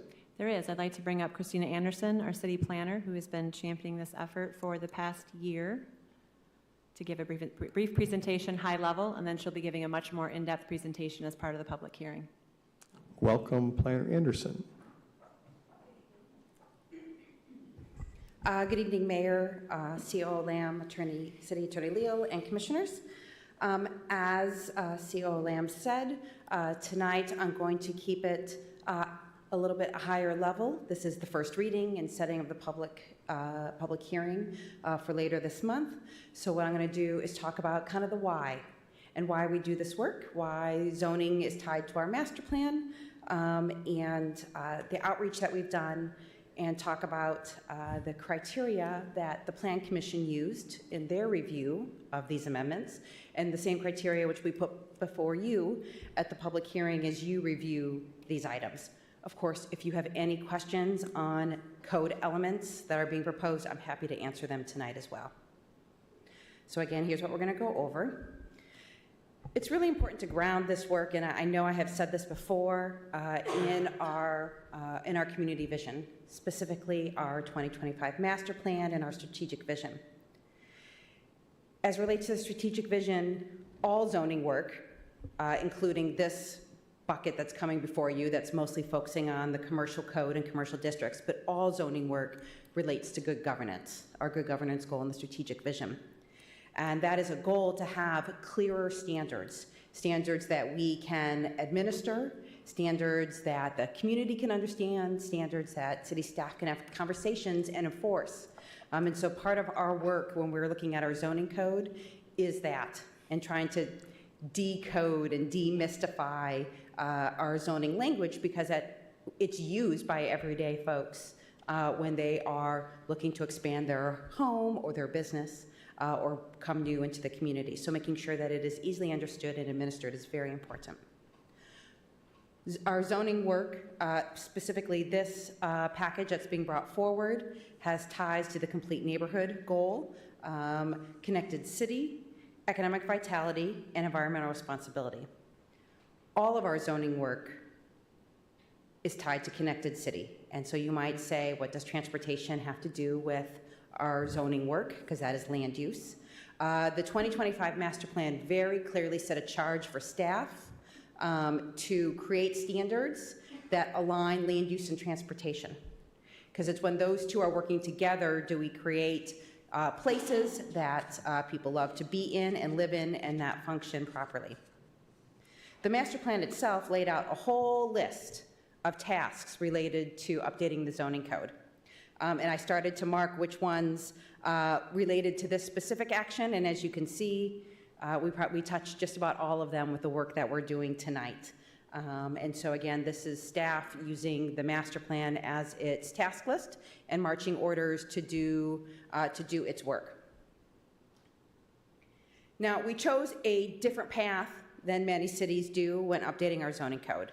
Often it's rip off the Band-Aid, you do everything at once, and that is how we have operated in the past, including the last time that we updated the zoning code, which was 2005. Because of our lessons in Imagine Kalamazoo and our public participation policy and the conversations that we had, we found that taking a different approach, one that was slower, a little more incremental, allowed us to have better conversations around the work that we were doing, to respond directly to neighborhood plans, and the most urgent issues and barriers that we are finding in conversations with the community.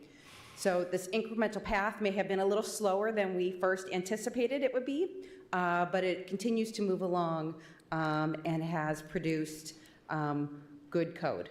And so we have done a variety of different projects since the master plan was approved in 2017, creating new mixed-use districts, updating our parking code to match those districts.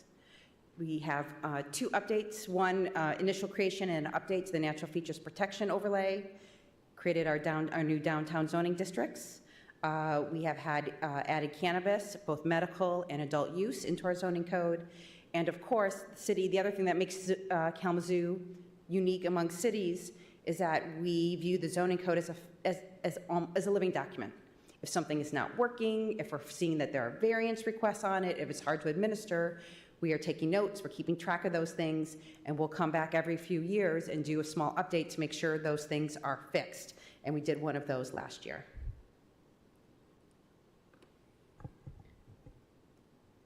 When we start any of our small pieces of the zoning code update, we start first with the public participation policy. to understand, to ground ourselves in those conversations and understand where we start. The triangle that you see in front of you is the community engagement spectrum, and it provides a variety of different types of outreach that you would use depending on the type of project that you are bringing forward.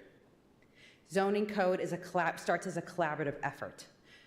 City staff has put forth ideas, put forth drafts, sample maps, and we start the conversation there and start to make revisions, have more conversations, revisions, more conversations, until we get to the point where we are here at the formal review where our outreach is informational. And this is the natural progression of every project.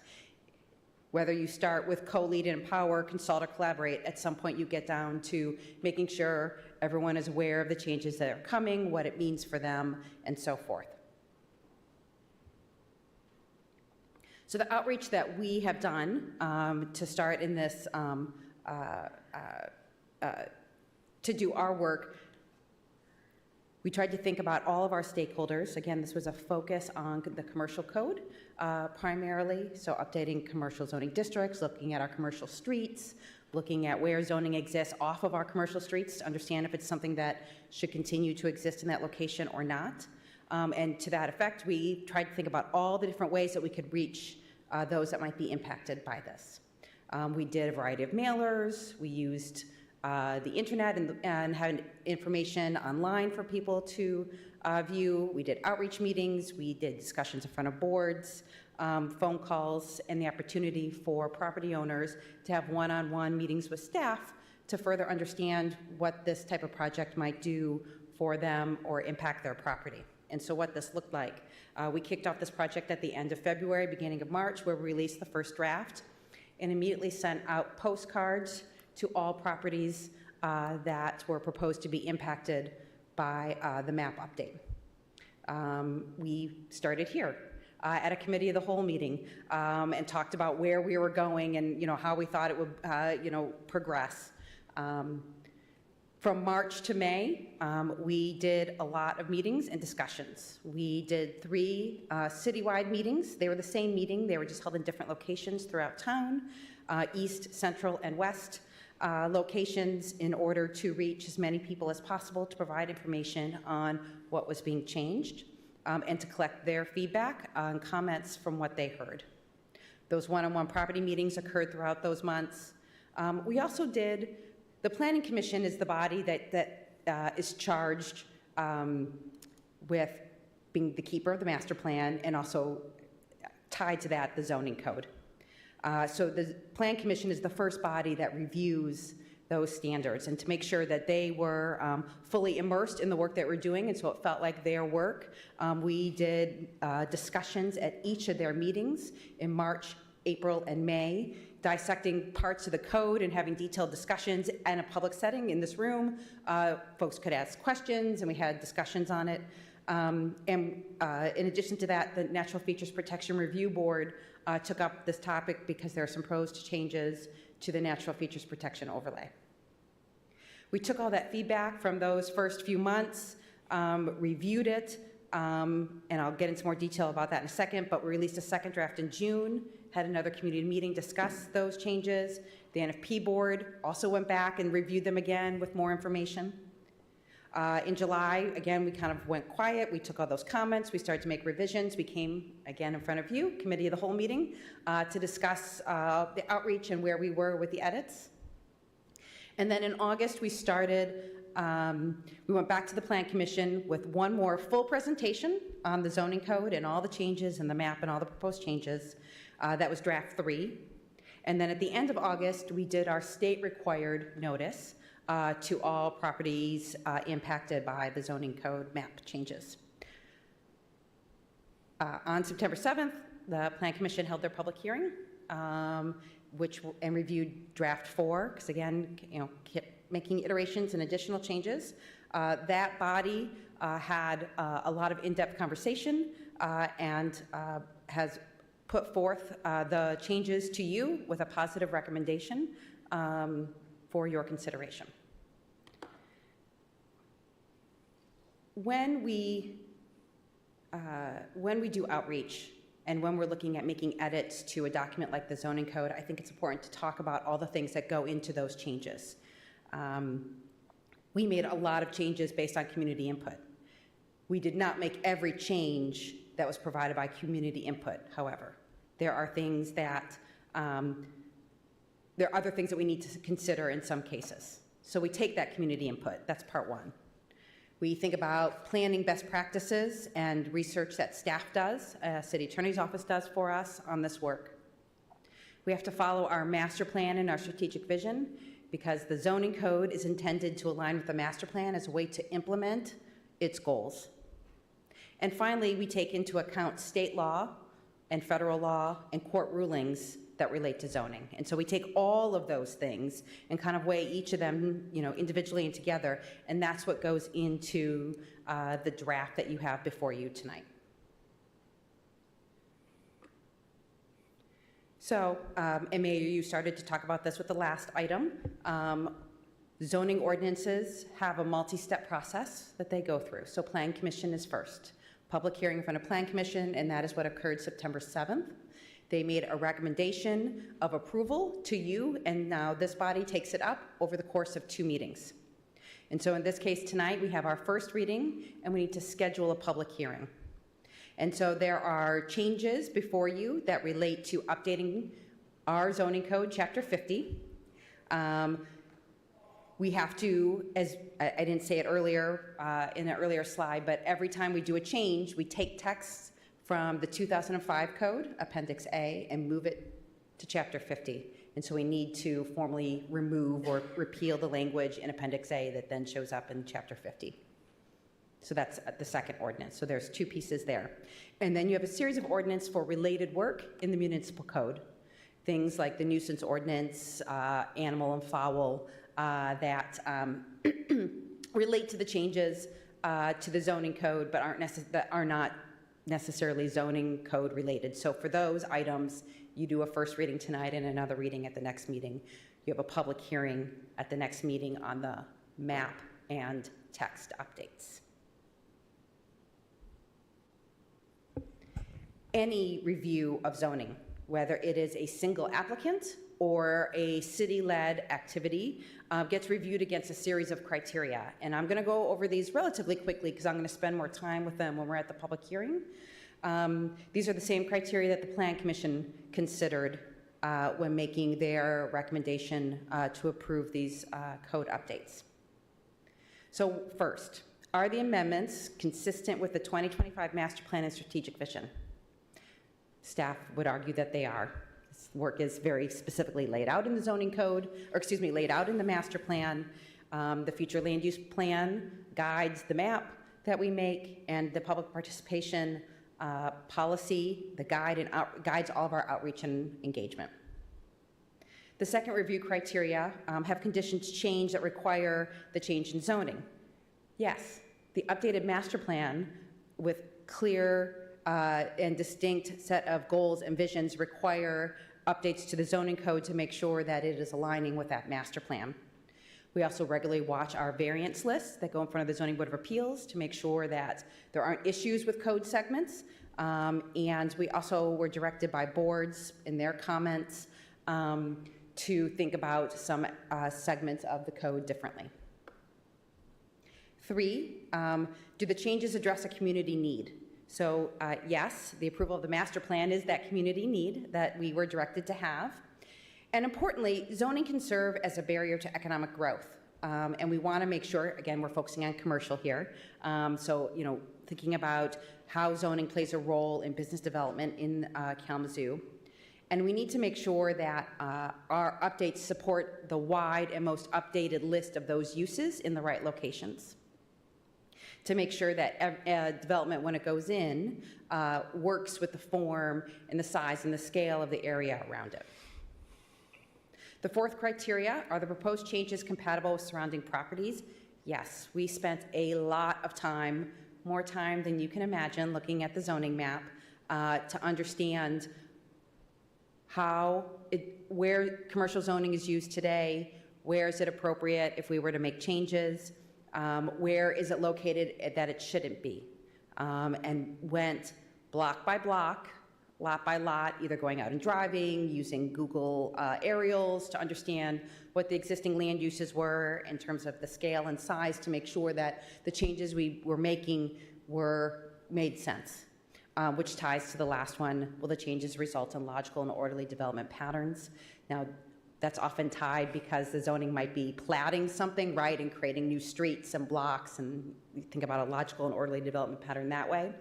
For us, it's making sure that we are setting standards and setting our city up for development that works within the size, scale, and context of Kalamazoo. I'm going to pause here. That's kind of where we've been and the next steps for this ordinance. I'm happy to entertain questions on the outreach process or anything related to the code that you may have for me tonight. Thank you, Planner Anderson. Awesome presentation. By the way, I appreciate it. Questions from Commission for, Commissioner Pradel. Thank you so much for this update. It's really impressive to see the amount of outreach that's happened in the community. I mean, just even at the Planning Commission level, but even before us a few times as well. So thank you for all that work, and it definitely, you truly do have a spine of steel, and I appreciate all your efforts with sticking with this. And that kind of leads me to my next question. So you heard a number of pieces of feedback along this whole process. Can you speak to a couple areas where it evolved in each draft because of that public input? Sure. I can probably cite a few big ones. During the spring outreach meetings, we heard quite a bit about a change in whether or not a use was a special use in our community commercial or CC district. And that use was a car wash. A car wash is a special use in all of our other commercial districts, and staff was trying to differentiate between what is very much an auto-oriented retail district or auto-oriented district by having different standards for some different uses. You would more often find that car wash in that auto-oriented area. That presented a lot of challenges for the community who had concerns about how the use would develop without the check and balance system of the special use permit. And so after getting that feedback, we removed the removal of car washes as a special use. So that's one example. We also heard that the use table itself was sometimes daunting to review, and that because we have uses that are permitted with specific development standards associated with them, which is marked in the table as PD, and then special use, sometimes a use, depending on its intensity or where it went, it could, in some situations, it was a special use. In some situations, it was just permitted with development standards, and the table wasn't reflecting that. And so thinking about how we clearly outline the table so you don't have to always go super in-depth reading all the details to get your answer. So that is something else that we changed. I think the last big item that was discussed in the spring that led to some changes related to the natural features protection overlay changes. And there were 3 sets of changes proposed from the start. So one is updating the intent language. One was updating language relating to lot coverage in a natural features protection overlay. And remember that lot coverage is that percentage of a lot that is developed with something that is impervious, so rooftops, pavement, driveways, parking lots, and the ratio of that compared to the open areas. And the natural features protection overlay had some additional standards related to lot coverage. And then there were changes related to wellhead protection and how that interplayed with natural features protection. And so through conversations with the community, we ended up putting back in some of the standards that we had proposed to remove related to lot coverage, as well as wellhead protection and distance from a water body. And then in the intent section, while changes were made to the intent section, which many residents had concerns with, the form or the verbiage of those changes adjusted over time. between what we heard from the community and taking that back to the Natural Features Protection Review Board and then doing that again to make sure that we had it in a space that we felt comfortable with. So those are 3 examples. There are a handful of lots that, were proposed one district that became another after conversations and a variety of other changes that were made. But I think those were the 3, the ones that garnered the most attention during those first 3 public meetings that led to changes. And I appreciate that you heard those things and adapted as each draft came along. So that was great to see that. One of the biggest changes, perhaps, and it is the parking minimums and maximums. And can you describe why communities are moving to that and why that's kind of a big deal for Kalamazoo? Sure. So the code as it exists today has a parking minimum and a maximum. And what that means is that every use must provide X amount of parking, whatever the minimum amount is, and it's based on that use. We always had a maximum.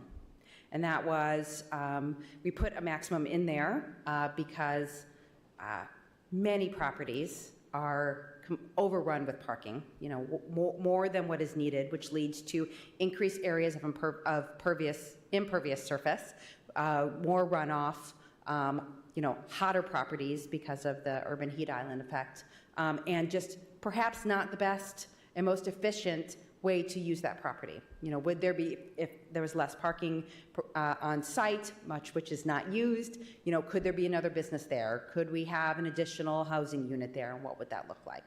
So we always had a maximum. What we've done in this code update is remove the minimum. And the rationale for that, again, a lot of the environmental reasons that I just said, and the consideration of making sure that we're not providing parking where it is not needed, just as a blank requirement. But in most cities, what we're doing is allowing the market to dictate what's needed, up until with a cap at the top. So if a developer understands their project and knows how many parking spaces is their sweet spot for their business, because it's not their first business, then they are able to provide that amount of parking to meet their customer and business need, as long as they're not going over. The other thing that we did is we created 2 maximums. Why? So you could put Kalamazoo in 2 different contexts development-wise, right? We have our more dense urban neighborhoods, often with on-street parking, often with shared parking opportunities, often with a mix of uses.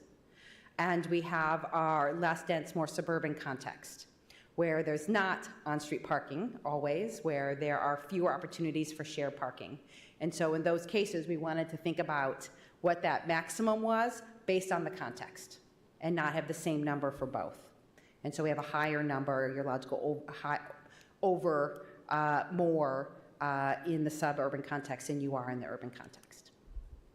Yeah, Kalamazoo's getting to next level stuff with that change, so that's great. I know I follow Strong Towns, and it's like every other post they post about is advocating for communities to consider that as a change, and we're making that happen. And then lastly, this is the last question I was going to ask you, but you go through this whole process and you might discover things that people seem interested in. Were there any things that maybe didn't make the cut this time that you foresee maybe coming up in the future that might still get some attention, but maybe just not in this round? Sure, absolutely. Because we're not done, right? We still have the residential code to update and a variety of administrative sections, including a few other. Manufacturing needs to be brought over from Appendix A to Chapter 50. So we have a couple more chunks to do. We heard in the summer in that second round of meetings, lighting took a higher level of interest. And we are bringing over our existing lighting code from Appendix A into Chapter 50 without significant changes. The community came up with several ideas of how we could think about it differently, but it came late enough in the process that we did not have time to do the appropriate research to make sure that what we're putting in the code works for Kalamazoo and is enforceable. That requires time and training and equipment, and we just want to make sure that we're not setting ourselves up for kind of a false promise that we can, enforce or manage a standard that we can't. So that is one thing that we're going to be thinking about. The creation of a district that allows or that focuses on the development of parks is something that came up later in the process. I've seen that in some number of other codes, usually in growing, and by growing I mean greenfield cities, where development's being platted, and they'll do, a zoning district that allows park development. That is not natural, typically. That is, this property is public and it's parks, and it could be a tennis court, it could be a basketball court, it could be a playground, it could be a little grassy area, and everything in between. That was not something that we were able to think through fully to understand if it's something that we were interested or not. Every property in Kalamazoo is zoned something. And so it was surprising for some residents to learn that most of the parks in the city are zoned residential, because that is how our zoning works. Parks are allowed in residential development. They're often in residential neighborhoods. The zoning just kind of gets carried over. So the utility of having that district is something we need to think through, understand what it does for us and for the community. But that's something else that was brought up this summer that we did not quite have time to fully incorporate or think through on if it's something we do want to incorporate. Thank you. Thank you, Commissioner Pradel. Other comments or questions specifically for Planner Anderson? Commissioner Juarez. Just wanted to thank you for the hard work. What you presented was really complex and a lot, right? It's just not, it's a lot of work. And sometimes people don't recognize that, and the amount of hours that go into that, the amount of sessions with communities that go into that, the amount of going back to the drawing board that involves. And so just wanted to give you a shout out for that, you and your team. Thank you very much. Thank you. Thank you, Commissioner Juarez. Any other questions for staff here at this point? All right. Thank you so much, Planner Anderson. I really, really appreciate it. Now is the opportunity for anyone in the audience who would like to comment on this item. That's item H3. Please come to the podium, give us your name, and whether you live in the city. Each speaker will have 3 minutes for their comments. Yes. Hi, I have a few questions. Who is Imagine Kalamazoo? For it is none of us. For your rich buddies who run Kalamazoo say what goes where, and any of you do it. No one who is poor is on your rich Imagine Kalamazoo board. It is all about money to you guys. You're destroying our homes when you take away this green space. You're making us flood more. Why can't where homes are be rezoned residential, not RM15, residential multi-unit dwelling? Why can't it just be residential? It's homes there. Why can't we have, why do you destroy every green space in poor neighborhoods with your new rezoning? Why do you even destroy them in floodplain areas, contaminated areas? This is where you build your apartments. The apartments for poorer people like us. This is not where you build your condos and all that's downtown. But why isn't there apartments everywhere for everybody? Why does it only have to be certain neighborhoods? Why does it have to be in floodplains? In our little green space on Lake Street where you're rezoning, we have bats, which is good for the environment. Bats eat a lot of bugs. We don't have mosquito issues because we have so many, the DNR said we have 4 different kinds of bats that live in that natural green space. No one's never did an environmental study. It's a swampy area. Bats like them kind of areas. They don't bother us. They're good for the environment. There's over 100 trees in that little green space from Lake to Stockbridge that's in your zoning. So Lift Foundation and Lockhart Management can build apartments in a floodplain, which they're gonna build 3 feet higher than our homes. My neighbors and me have been speaking about this for 6 years to you. We have fought this battle for 6 years to save our homes from more destruction from your flooding. The infrastructure over there doesn't work anymore. Southtown neighborhood, the storm drains in the street flood the whole streets out. Why does the storm drains flood a whole neighborhood out? What's not working right? And then you want to put more water on top of that? We also have a high groundwater, which when that backs up, your sewers back up into the groundwater, and that's what floods the streets and everywhere. So this rezoning on Lake to Stockbridge, RM15, is absolutely ridiculous. You're gonna hurt your homeowners. I am from Kalamazoo. I've been here all my life. I've never left Kalamazoo. And this is the way you treat your residents? You don't care if we flood? You don't care if we have to work 2 jobs to put in new furnaces and water heaters? You don't care if we're trapped? With this rezoning, it shouldn't always be about money. Thank you. Thank you.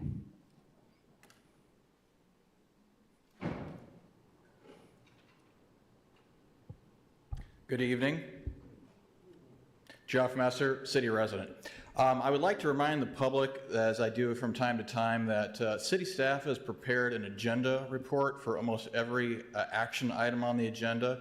Tonight's agenda packet is 889 pages long. Of that, 591 pages is for this agenda item. Now, Planner Anderson's report may have given the public the impression that the Planning Commission has reviewed everything that is in this agenda item. I do not believe that is true. There are 6 different chapters of city ordinance that are being proposed for amendments. Appendix A in Chapter 50, that's zoned. There's also a Chapter 3 advertising, Chapter 7, Chapter 21, and there's another one. But I don't think the changes to those other chapters 3, 7, 21, and the other one have been reviewed have been subject to public review or comment at any time until tonight. I'm particularly concerned about the full repeal being proposed by the city attorney of Ordinance Section 3.2. That ordinance currently prohibits the posting of advertising on private property without the permission of the owner, and I'm wondering why the commission is being asked to repeal that clearly improper act. When you post advertising on someone's private property without their permission, you're committing a form of theft, you're committing a form of trespass. There does seem to be some acknowledgement that that kind of activity, posting advertising on people's private property without their permission, is wrong because Ordinance Section 3.4 is being retained. That ordinance section prohibits the posting of advertising on people's parked cars in public places. I'm not really exactly sure what the definition of a public place is. So please, Attorney Leal, when we get to Commissioner discussion time, please explain why the Commission is being asked for a full repeal of Ordinance Section 3.2, which currently prohibits the posting of advertising on private property. Oh, by the way, Commissioner Pradel, 3 of your campaign signs are illegally within the public right-of-way on Dutton Street, just west of Burdick. I would appreciate if you'd please remove those from the public right-of-way. Thank you. Thank you. Is there anyone else in the chambers that would like to comment on this item? It's item H3. Seeing no one, commissioners, the recommended action is a motion to offer this ordinance for first reading and schedule a public hearing for October 16th, 2023. Is there a motion? So moved. Motion made by Commissioner Hess, supported by Vice Mayor Cooney. Discussion, Commission.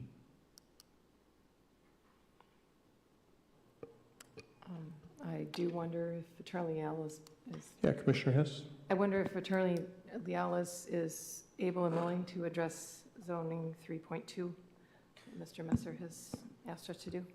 At this moment, I am not. I know that the office attorney, Charlie Bear, who works directly with CPAD on these issues, that was part of the actual work that they did with CPAD.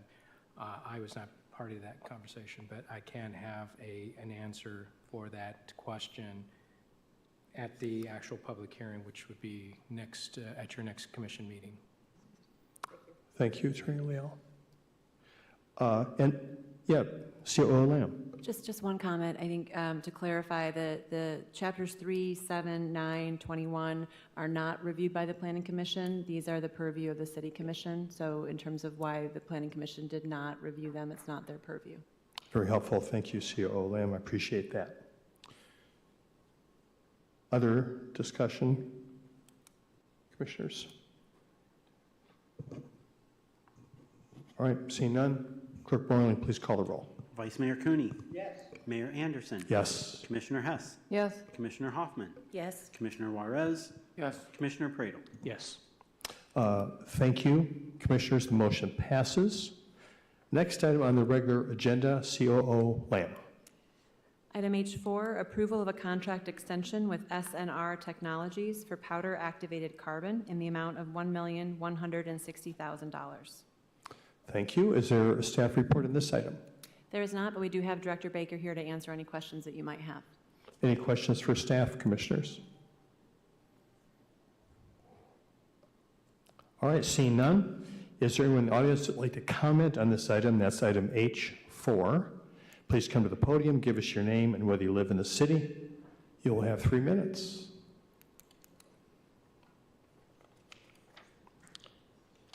Seeing no one, the recommended action, Commissioners, is a motion to approve. Is there a motion? Motion made by Commissioner Hoffman, supported by Vice Mayor Cooney. Any discussion?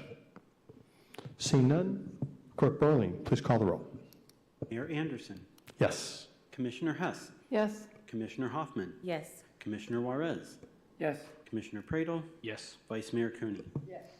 Thank you, Commissioners. The motion passes. The next item on the regular agenda, COO Lamb. Item H5, approval of a 3-year contract with Good Marketing for downtown and Streets for All marketing and communications in the amount of $285,000. Thank you very much. COO Lamb, is there a report on this item?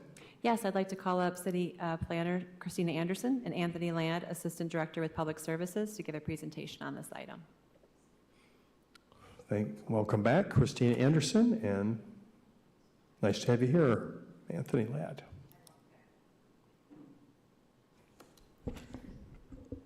Good evening again. So we're here to answer questions on this item, but I wanted to be able to touch base first to kind of give some background on this item, since there have been some questions on it. This is a contract. It's a 3-year contract in the amount of $285,000 funded by ARPA that will provide communications, marketing, and branding services to the city of Kalamazoo. And let's get into some of the details of what that looks like. So why are we asking for outside contractual services? You heard earlier tonight we have a communications team that does work. You know that that does some amount of media work. You know that city planning staff does quite a bit of outreach and engagement. Why do we need something else? So let's talk about it in detail. So the intent of this work is to support communication in downtown businesses and residents during the Streets for All construction and updates to the parking system. This is not about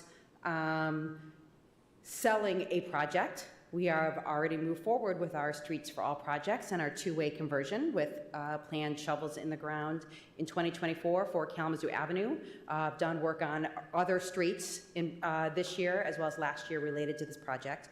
So this work is already underway, but the bulk of that work is going to start next year. And so we want to make sure that the work, when it happens, is done the best that it can be done and in a way that is at least painful, because construction is always painful, but as least painful as possible. And some other reasons why we we went out for outside contractual services for this work. We heard from this body, we heard from other city boards as well as the public that we need to do a better job with communication. We need to be communicating all the details. We need to be doing it in a more timely manner. And that is a challenge for us, given the amount of projects that we have.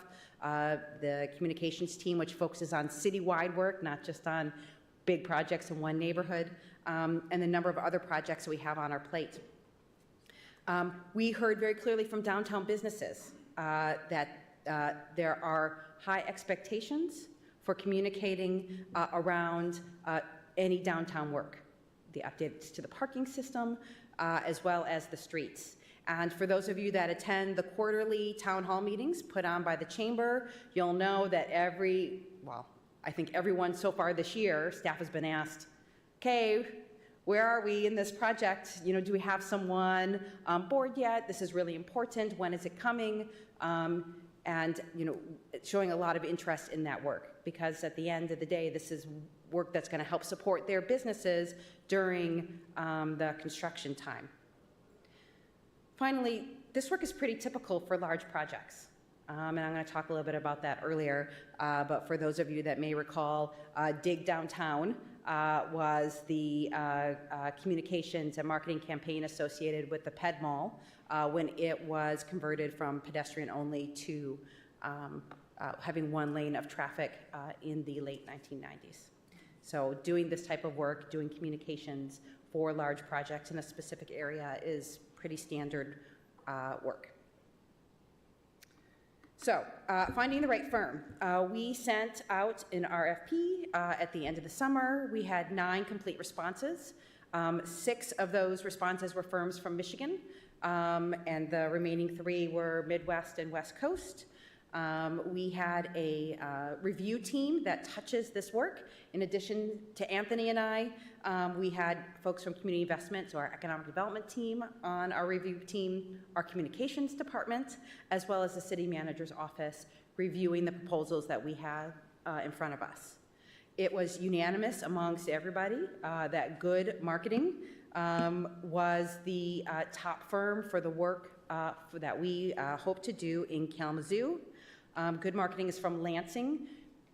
I didn't know this, although it makes a lot of sense. There were the vast majority of the firms that applied are from Lansing. I guess it makes sense. Marketing communications around our capital, but a good number of the firms were from that area. What attracted us to Good, besides the outline of the tasks and working within budget, is Good Marketing's focus on nonprofit and government work. And their desire to work with projects that have support a social need within a community, whether it's transportation or housing. They do a lot of transportation work. They've done work similar to this in Grand Rapids as well as around us. So this fit in not only with their mission and with the work that we wanted them to do. So there are 3 parts to their work. The first is branding downtown projects. I reached out to Jeff Weissman. Many of you may know Jeff Weissman, longtime downtown resident, very active on all the Ds, the former boards. He apparently has a shirt that is a Dig Downtown Kalamazoo shirt, but he couldn't find it. What he did find for me was this platelet that we used for Arcadia Creek when Arcadia Creek was daylighted back in the 90s. So I'm hoping for the Dig Downtown shirt. But like I said, this is a common activity, is setting up a brand, like we did for Imagine Kalamazoo, makes all communications recognizable. You know what they're about when you see them. You know that if that is a project that you're interested in, that you're going to pay attention. And so it gives us a common way to talk about the project. Tends to focus on the project, the positive of a project, which is particularly important with construction, which again has some challenges.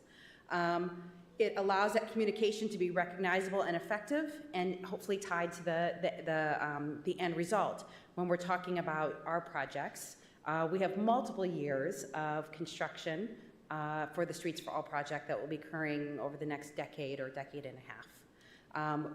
We are looking at having this firm work with us for the next 3 years. Does this work? What else do we need to be doing to make this construction easier? And we can adjust in the future if we need to and have interest in expanding this type of effort.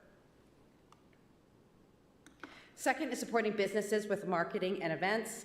This cute little cone person was part of the Sioux Falls work that they did for some construction in and around their downtown, and it was associated with a booklet that they put out for their downtown, for their businesses in the construction area that talked about how to survive. I think it was how to survive, how do businesses, how do retailers survive construction in the area, and it was how to market and events and all sorts of little things. And so again, this is pretty common for work in other cities. Why is this important? Construction makes us cringe a little. It's a necessary evil. If we want to realize the vision that we have laid out for ourselves, there's going to be some construction to get there. And what we need to do in that meantime, while that work is happening, is making sure that we are sustaining the flow of patrons to our downtown shops and restaurants. We need to make sure that we are supporting those existing events that already happen in downtown, Candy Cane Lane, the tree lighting, anything, the parades, anything that is already happening in downtown, Girls Weekend. We need to make sure that we are adjusting, helping those that run those events to adjust them so everyone knows where to go if there's changes in transportation or where to park or changes in the course of the events. We also need to generate excitement for downtown. And so what new events do we need to be considering? And I know that we've made a little light of our orange barrel latte. However, those are things that help keep something present in your mind. Back with the last census, our neighborhood planners and our AmeriCorps staff were charged with helping to spread the word about the census to make sure our residents were partaking in that. And one of the things that we did was work with coffee shops to create a census-related titled drink, just as a reminder, right? That this is out there and here's where it's going. So it's something that has been done before. And whatever it is, right? Whatever we use to generate excitement, tied to Kalamazoo, right? And tied to our business needs.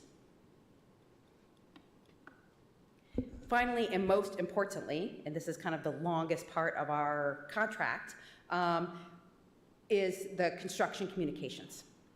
I think it was 2019 that Consumers Energy did all that gas line update work in downtown, and it was hard. It was a mess. It wasn't our project, but we tried to step in, city staff, communications, Neil Conway and I tried to step in to help share information for where Consumers Energy was moving next, right, and what would be impacted. And so, we had businesses like some of our bed and breakfasts in the area were like, I need to know how to tell my guests how to get here, right? Where is this information? How long is this going to be the route? And it was a real challenge to try and keep up with that work, in addition to everything else that we were, that we are tasked with on a daily basis. And so, this kind of played into our mind that we need additional help with communications. And so Good Marketing will be charged with the creation of a really deep communication network. And anything in downtown Kalamazoo, we need to think about 3 bodies of constituents, those that live, work, and play, right? And so by play, we mean those that are coming from outside of town to be patrons, to come to events, and may not pay attention to city commission meetings or all the communications that happen on a local basis. And so how do we make sure that those folks also know that parking is here and not here during the construction period or other details? So through very regular meetings with our construction team, Good Marketing will be able to understand timelines and milestones, detours, traffic pattern changes, and as close to real time as possible. And then able to push that out through the networks that we have created at the beginning of the project to make sure that folks are aware and can direct their patrons, their visitors to their stores. And I've talked a lot about streets. This also will go for our parking system updates. We are updating our parking system in downtown as well over the next few years, kicking off this winter with new meters on the mall. And our communications team will help us communicate that. And it's not just, hey, there's new meters on the mall. It's, okay, here's how we need to do some education on how to use these new meters, because it's a different technology. And how do we help step in to share that educational material in addition to the hey, they're here material, which we're pretty good at the hey, you're here material. And so it's taking everything a little bit step further to make it easier for our businesses and our visitors to downtown. And of course, we'll use whatever method we find necessary from our conversations with our stakeholders to share that information. And that's it. So do you want to add anything? Just going to say one more thing. Good evening, Mayor, Vice Mayor, and City Commission. We understand that with the majority of our construction projects, one of our biggest pain points is communication, disseminating information, coordination with local businesses and residents. When we consider the historic investment that's being made to downtown holistically, between roads, utilities, buildings, this really seems like a necessity that we have a communication specialist come on board, work with staff, make sure that we're taking advantage of this opportunity. This is a historic level of investment in projects that we're really looking forward to doing. And also, I think the benefit of bringing a specialist on board for this particular set of communication projects, it's going to help us in the long term, help staff walk away with meaningful lessons and practices that we can use for other projects moving forward for years to come. Thank you. Thank you very much. Questions for the team here from Commission? Commissioner Hess? Sure, just lots of thoughts. Actually, I was going to share these during commission comments, but so in the last few weeks, we've been going to things like Sounds of the Zoo happened here downtown, all throughout downtown. It was a great, wonderful, free music festival. This would certainly help attendance at that. Little theaters like Farmers Alley.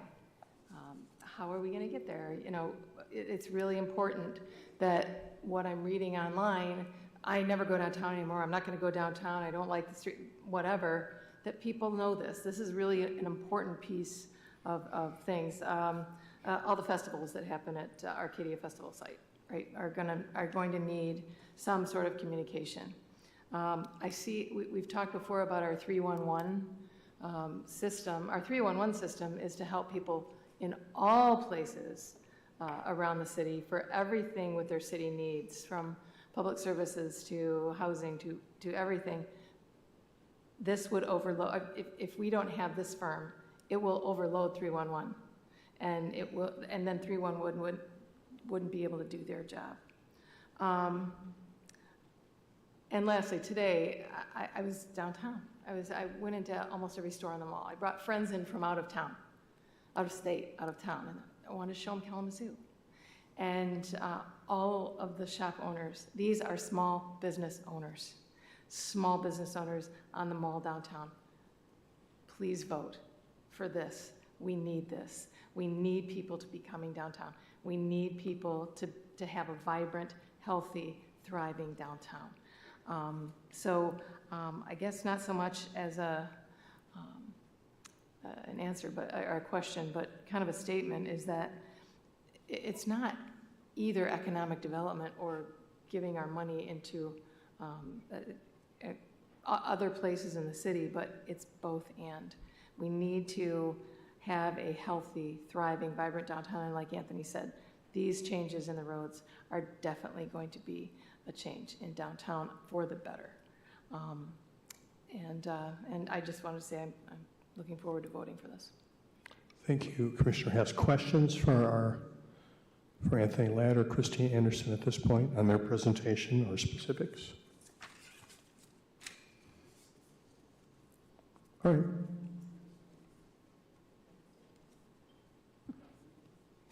So no more questions. Thank you. Appreciate it. Is there anyone in the audience that would like to comment on this item? That's item H5.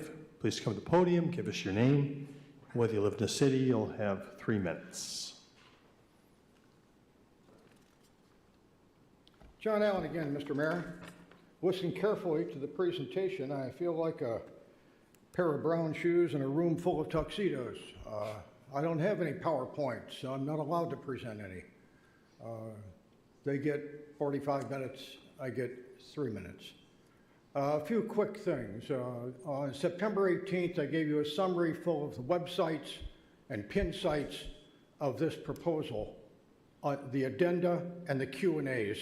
Please read those before you vote on this. This was a great presentation. It's not about that RFP. It's a bunch of stuff that isn't in there. All right? It's very nice for gloss and very nice to gain maybe your vote tonight. But it's not what that contract's going to say. You don't have the contract. You got a memo from the city manager. This isn't Washington. You don't have to vote on things before you see them. All right, you can wait and see them. And you ought to find out whether the contract's about what's in the RFP or if it's about what you saw up on the screen, because the two are not the same. John Adams said elephants hide in mouse holes sometimes in politics, and I think that's what's going on here. This is not a $285,000 contract. Read the RFP, read the addenda, read the Q&As. This isn't 3 years, it's 6 years. It's got a ton of other expenditures, both direct and indirect, both internal and external, that are far above that 285. It's not mission creep, it's mission flood.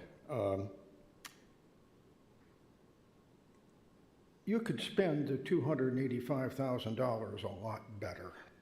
These people already have $15 to $20 million in a streets budget. And read the RFP, that's what this is about. It's about streets budget. It's not about Santa Claus and reindeer and promoting a party downtown.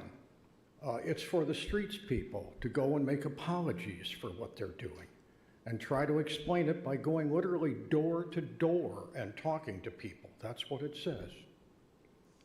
You could spend the money a lot better on a public toilet that some of these people have talked about that might be of real use to those suffering in the downtown. You could spend it on maybe 1 or 2 cops additionally that could help with the gun violence that heads up the campaign materials on everybody here this year.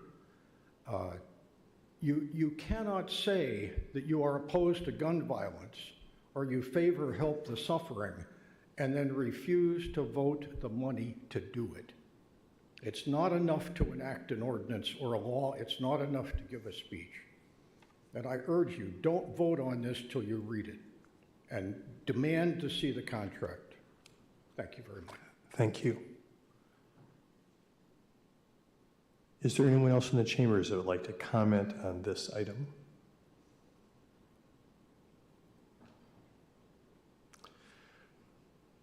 Seeing no one, the recommended action is a motion to approve. Is there a motion? Motion made by Commissioner Juarez. Support. Supported by Commissioner Hess. Discussion, commissioners. Commissioner Prado. Sure. Thank you, Mayor. I just wanted to share a few points here. I think, I received a few correspondence from individuals talking about how this is an effort to spend money to try to convince people to do this. And I think that's a misconception. What really is it about is that this work we've already funded a tremendous amount of preliminary planning work, accepted millions of dollars of grants to begin this work. The work is underway. What this is really seeking to do is to make sure that it's improving communication, which the public is demanding, as we make this record investment in downtown streets, or the Streets for All. It helps people with their understanding so that we're not reacting as much to issues as they arise. It provides, through events and other opportunities, to engage with staff and elected officials.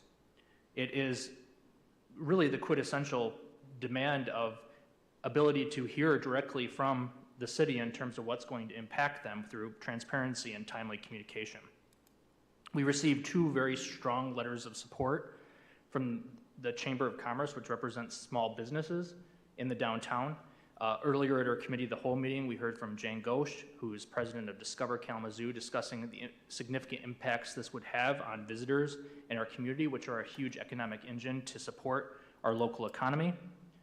And at the end of the day, we really need to make sure that we are doing all we can, more than ever, to support our downtown businesses while this work is going on, because they are going to probably be incredibly disproportionately impacted, and we need to make sure that people have a way to still support our downtown, and especially our small businesses. Their survival depends on this. So I am in favor and support of passing this tonight. Vice Mayor Cooney. Thank you, Mayor. I have great respect for my colleagues, but I've already said that I am not going to vote for any more money to go downtown two-way street. And I think it's too much money being spent on that. It's too much focus for the city, and I'm not sure that it is a priority of the people of this community. I would rather see a priority of lowering poverty, dealing with the success of our children, and ending pollution on the north side. So I cannot vote for this tonight. Thank you, Vice Mayor. Other discussion on this item? Commissioner Hoffman.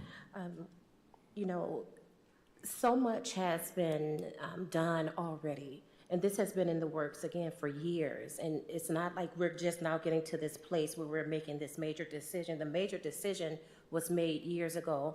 And what I'm concerned with, we saw today with public services and also with CPAD, that the amount of work that the staff is already doing to try and say we need to keep this in-house, it doesn't feel right to me. The staff needs more support, and if there are people out here who are experts or who know of some promising practices, and that will give our staff relief and also education moving forward, I would be hard-pressed not to say yes to this. Thank you. Commissioner Juarez. Yeah, these decisions, I think for all of us aren't light, right? Because we're talking about the future of Kalamazoo. We're talking about generations to come. We're talking about decisions that just aren't made in a vacuum, and the efforts that go behind this. And so 10 years from now, we're going to be able to look back and say, we did the hard things and made the hard choices and spent a lot of money in places where other cities aren't doing that. And we even see it with our water system, right? Across the country. In Nevada, there was issues. In Jackson, there was issues. In Flint, there was issues. And we see that there's a lot of things that, you know, people can say are more important than the other, or should demand more dollars than the other. The reality is there's no real answer to solving this that's legit and easy, right? There's no oh, let's press the button and it's good, right? It just doesn't work like that. And we think about, you know, the things that are taking place downtown, preparing, you know, for generations and the students that are going to be running these, you know, these businesses downtown, these organizations, even up here, right? You heard Meg talk about it sooner than later. I was like, oh, wait, I'm not done yet. I still got work to do. But if we do not start to continue, or if we don't continue to create a path towards future generations and do the hard work now, we'll find ourselves looking back and saying, dang it, we should have did something when we had the chance. Now, there's no doubt in my mind that poverty is a big issue. If I had it my way, graphic packaging wouldn't be where it's at. If people realized that it's the state that allows them to operate the way they do and the permits that they get, they would be taking that fight somewhere else. If it was my decision, they wouldn't be here. Period. I'm not, you know, I'm bold enough to say if they're causing harm, remove them, right? But the reality is how do what we're doing in the city, not just focus on one people group or one project. We have thousands of projects in the queue. We have thousands of things that we could put money towards that is super important. And I have to go to bed every night thinking, dang, did I do the right thing for my city? Did I do the right thing for my kids? My daughter, she's a 16-year-old at Lori Norris. My boys, 11 and 9. They watch these meetings at home with my wife. And I'll be darned to say we're not going to get it perfect every time. We're not. But we are going to take this and consider it and think about it and really work on it for the greater good of Kalamazoo. Not just for this project or this moment or to even just like the smearing of this project. This, like I talked about humanizing each other. Like what good does it do to smear what people who've been working on this stuff day in and day out, to insult their intelligence, to belittle their imaginations in the work they've been working on? That makes no sense. We have a moral obligation, we have a social obligation to our community and its future and the sustainability of that. Because in 25 years, 30 years, you're gonna see more bikes and electric cars riding down these streets. And you're gonna see cities in this country that haven't even figured out how to do something about that. Now, every decision we make up here is not popular and not easy, and people might not agree with us, but you guys must understand that we don't take this lightheartedness. This is not something that's just, oh, they just make decisions because they have the power to make decisions. This job is not easy. This job is very difficult. To think about all of Kalamazoo, sometimes it breaks my heart that we can't do more. Sometimes it breaks my heart that we don't have the community buy-in on certain things that we should already have. But things like this have to get done one way or another. And I say that with passion because there's so much that we're not doing and that we are doing and that we could be doing. There is. But today we have this, right?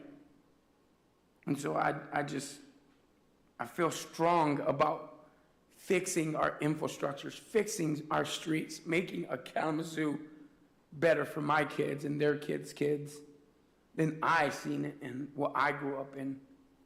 So thank you for the work that's being done to all of Kalamazoo staff.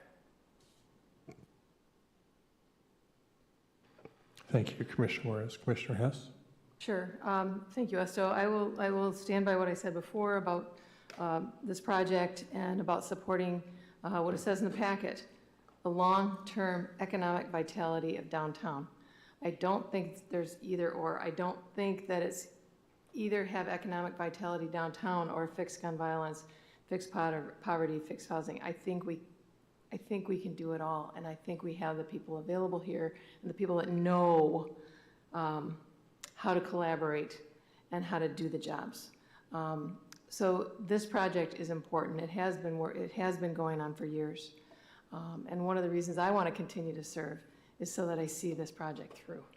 I want this project to undo what was done in 1965, where they took and put the freeway through the middle of town to make sure that cars didn't stop in Kalamazoo, to make sure they got through as quickly as possible from one freeway to the other, so that we undo that and we have people stop and look and meet the people of Kalamazoo that we all know and love.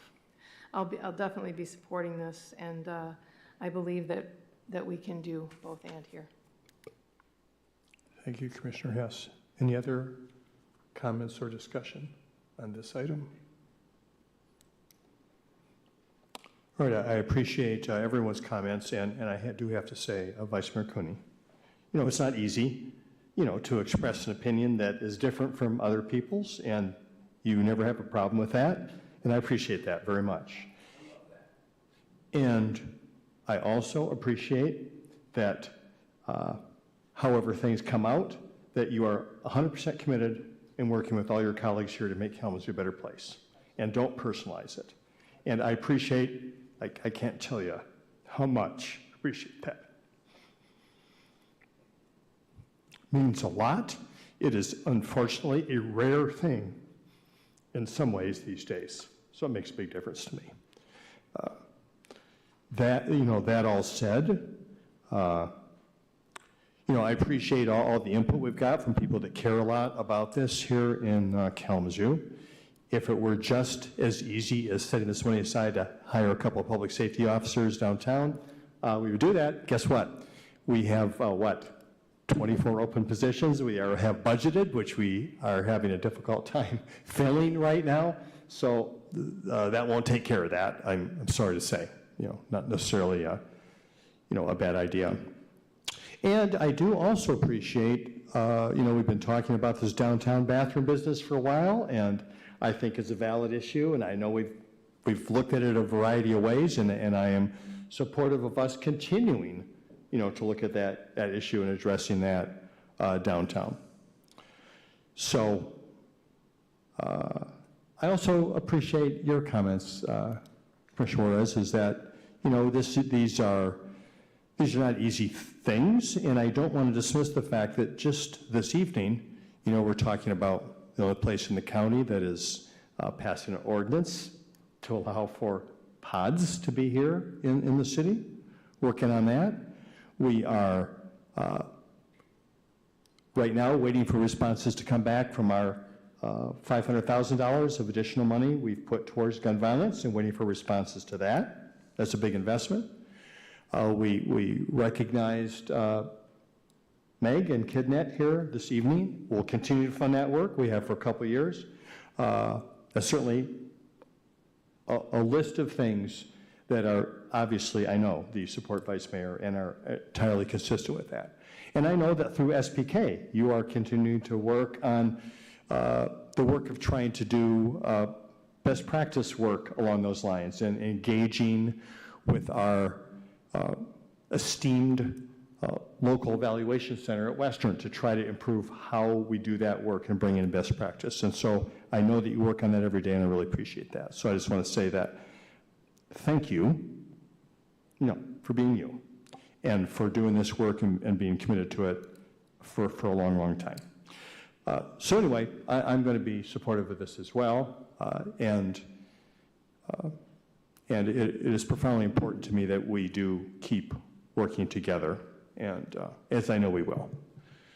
Clerk Barling, please call the roll. Commissioner Hess.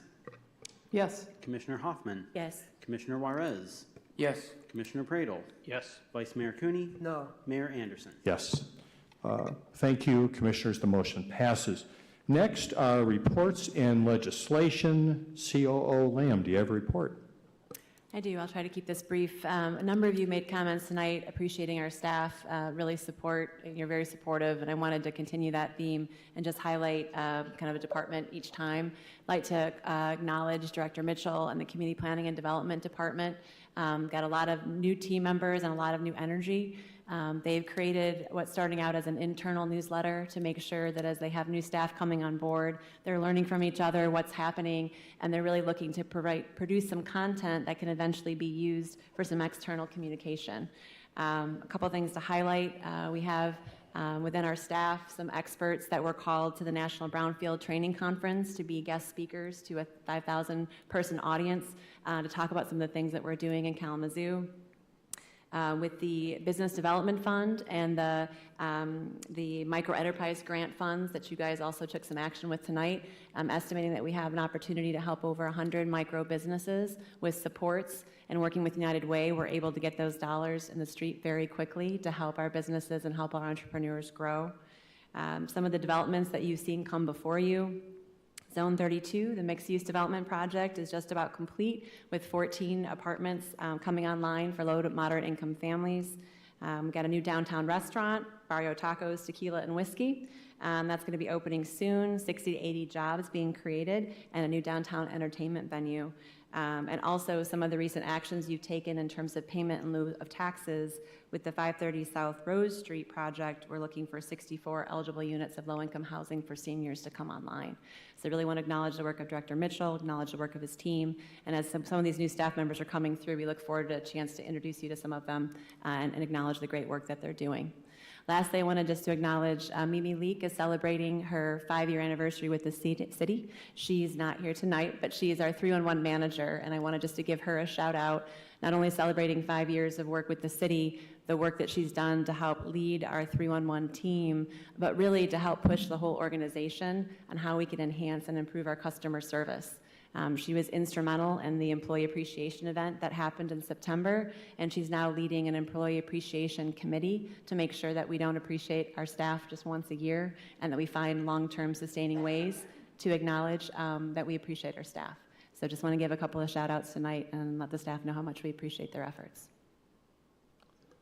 Thank you, COO Lamb. Super important. I really appreciate that recognition. Thank you so much. Now we are down to the time for commissioner comments. Is there anyone that would like to start us off? No? Any? Commissioner Hess? I'll be brief, because I said what I wanted to say about the streets. I believe it took 8 years of update for the wastewater discharge and regulations, 8 years of work by those folks. It took 5 years to get to this particular zoning update. That's 13 years of work by people in the city when they're actually doing the heavy lifting of keeping our city up and running, infrastructure-wise and economic development-wise. Thank you for that. Thank you for those, for really paying attention to the details and making sure that we're doing the work of the people. And just really quickly, Canadiana Fest, everything Canadian is happening here on Saturday. You may see October 7th begins at noon at Arcadia Festival site, and you may see some Canadians walking around, so give them a big A. Welcome them to Kalamazoo. Thank you, Commissioner Hess. Other comments? Commissioner Bradle? Sure. Thank you, Mayor. I wanted to take a chance to recognize, I think it may be the only time that he's been able to participate in a meeting, but my dad, John Pradle, is here tonight. I think to view the first city commission meeting, but great son, by the appreciate way. It. Thanks. But just wanted to recognize him. He's very instrumental to me having interest in these ways, I guess, nerding out about government and local government. But leads me to kind of a couple of things I just thought it'd be appropriate to kind of share two things that stuck out from my childhood that he taught me that I still kind of think about on a regular basis. So I thought I would share them and maybe it will resonate with you. So one of them was, he reminded me when I was a young kid that I was doing something and some people were giving me a hard time about it. And he said, the thing you have to remind yourself is that if sometimes in life, if there's as many people who love you and support you as don't, at least you can be at peace of knowing that you're getting something done. And that always stuck with me. It's true, it's hard to appease 100% of people, and not everybody's gonna appreciate everything you're doing, but the contrary is doing nothing and not shaking any feathers, I guess. Second thing is him being a nurse. He worked both in the cardiac unit at Borges for a long time, but also worked at the state hospital as a nurse. And it reminded me a lot of times that we as a society tend to only recognize the visible injury and harm and hurt. But for so many people, there's internal hurt and pain that you can't see. And that kind of leads me to the next point, and it's probably not the most warm and fuzzy type topic, and I'm going to talk about a topic that can be triggering for some people, so I want to give people a moment, if you're watching this, to maybe step aside if that would be the case. Last week on Wednesday, I was at my kids' soccer practice, and during the practice, a younger individual took their life in a very public corner in front of rush hour traffic and a number of people, including small kids, who were practicing at a soccer game. And, it reminded me that there is a lot of pain and hurt in this community and in the world, right? But there is hope and there is help in our community. And I wanted to take this moment, even if it's just to memorialize this individual who lost their life, to remind people that if you're feeling depressed, if you're feeling alone, or if you're feeling suicidal or any other emotions that you're feeling, that there is new 24/7 emergency mental health ER in our community that just opened in our downtown. Remind people as well that you can always call 911 in an emergency situation, but you can call 988, which is a new number, national hotline, which are even local. Griffin Place takes some of those calls where they can be there to support you if you're feeling any of those feels. The day after that happened, I want to appreciate Chief Boysen allowed me to just kind of come in and just kind of decompress and talk to him a little bit about some of the things that I saw and experienced spending time with that individual with some other parents that was there. And I was really pleased to find out that our public safety officers, you can imagine how many of those traumatic encounters that they have on a regular ongoing basis. And in a community with so many needs like ours, it's an accelerated rate more than many places in many communities around the country where you serve as a public safety officer. I was really pleased to find out that the day afterwards at 6 o'clock, there was sort of a mental health debrief opportunity for those officers who were a part of it.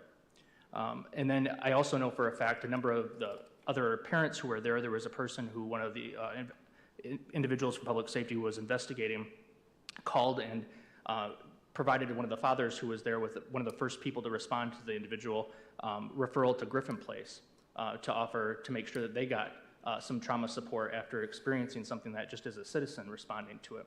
So I was really proud of our public safety, the fact that they're not only helping our men and women who are exposed to those things, but also helping community heal from those traumatic events that are happening in our community.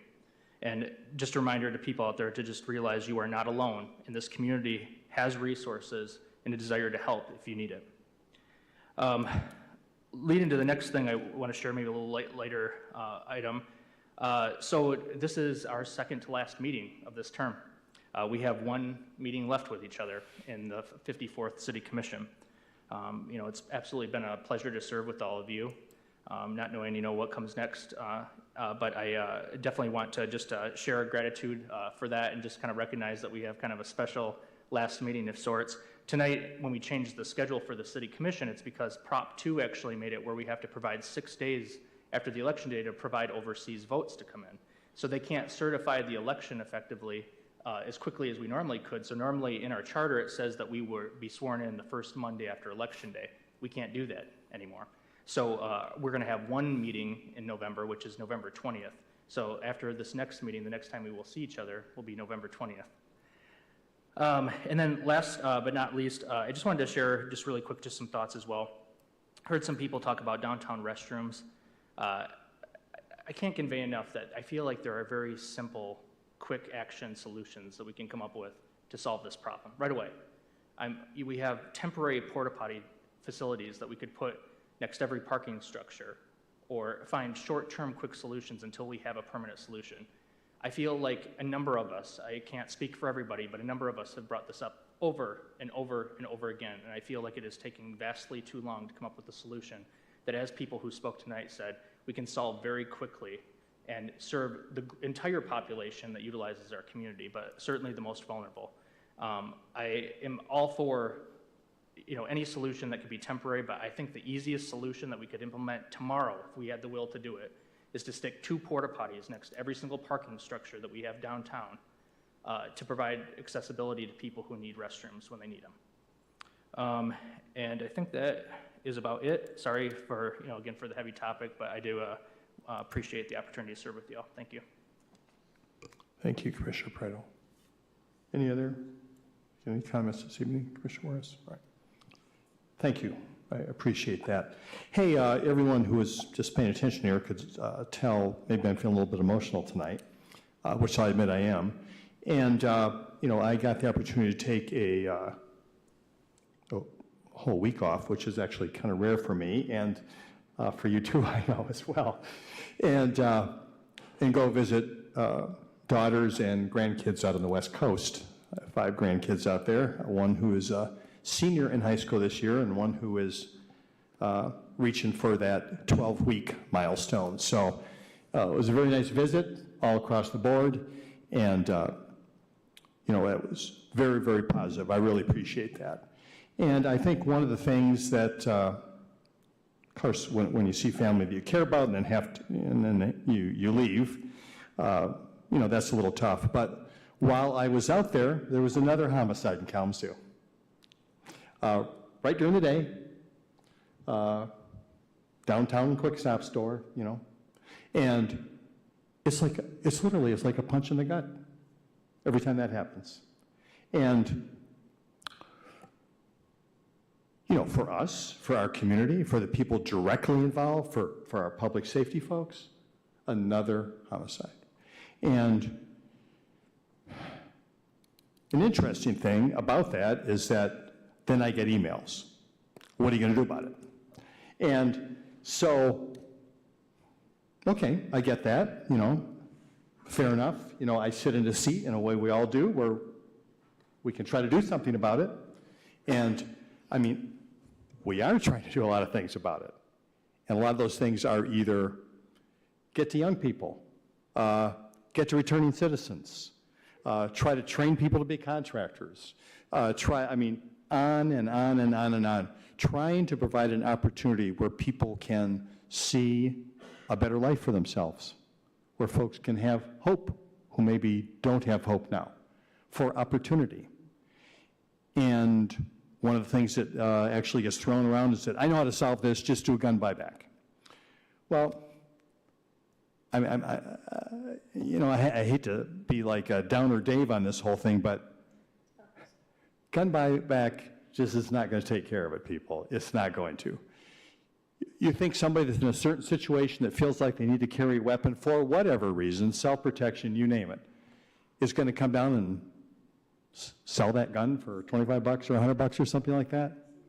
It's not going to happen. I mean, we've done it before, and basically I think what we end up collecting is the oldest and the most useless guns that might be sitting around out there, who knows what, in somebody's basement. I wish there was something that we could just say, oh, that's it, we'll solve it. Gun buyback or whatever is going to take care of that. I guess, what I will ask is, once again, community members who are aware of people that are in challenging situations that might make really bad decisions in a moment, whether that's in broad daylight or at 2 a.m. or whatever it is, to please, like we've already offered to parents, saying, you find a weapon in the house that might belong to your young person in their room, give us a call. We'll come and pick it up. No charges, not the standard responses when we find an illegal weapon in the possession of someone who's not supposed to have it. We'll just take that weapon off your hands. Asking parents to do that for their own children. That's young people. We also have people in their 30s, in their 40s. Folks, there's just got to be another way to address our differences. And there are all kinds of folks that want to help you in Kalamazoo figure out another way. And it's going to take all of us. And I know there's a really strong thing about no snitching and, a certain recognition of, responding to a code there. But there's got to be an end to this, and there's got to be another way. And everybody, in their own way, you don't have to sit on some board, just in your own way, in your own family, in your own acquaintances, in your own neighborhood. The message has to be, this isn't Kalamazoo.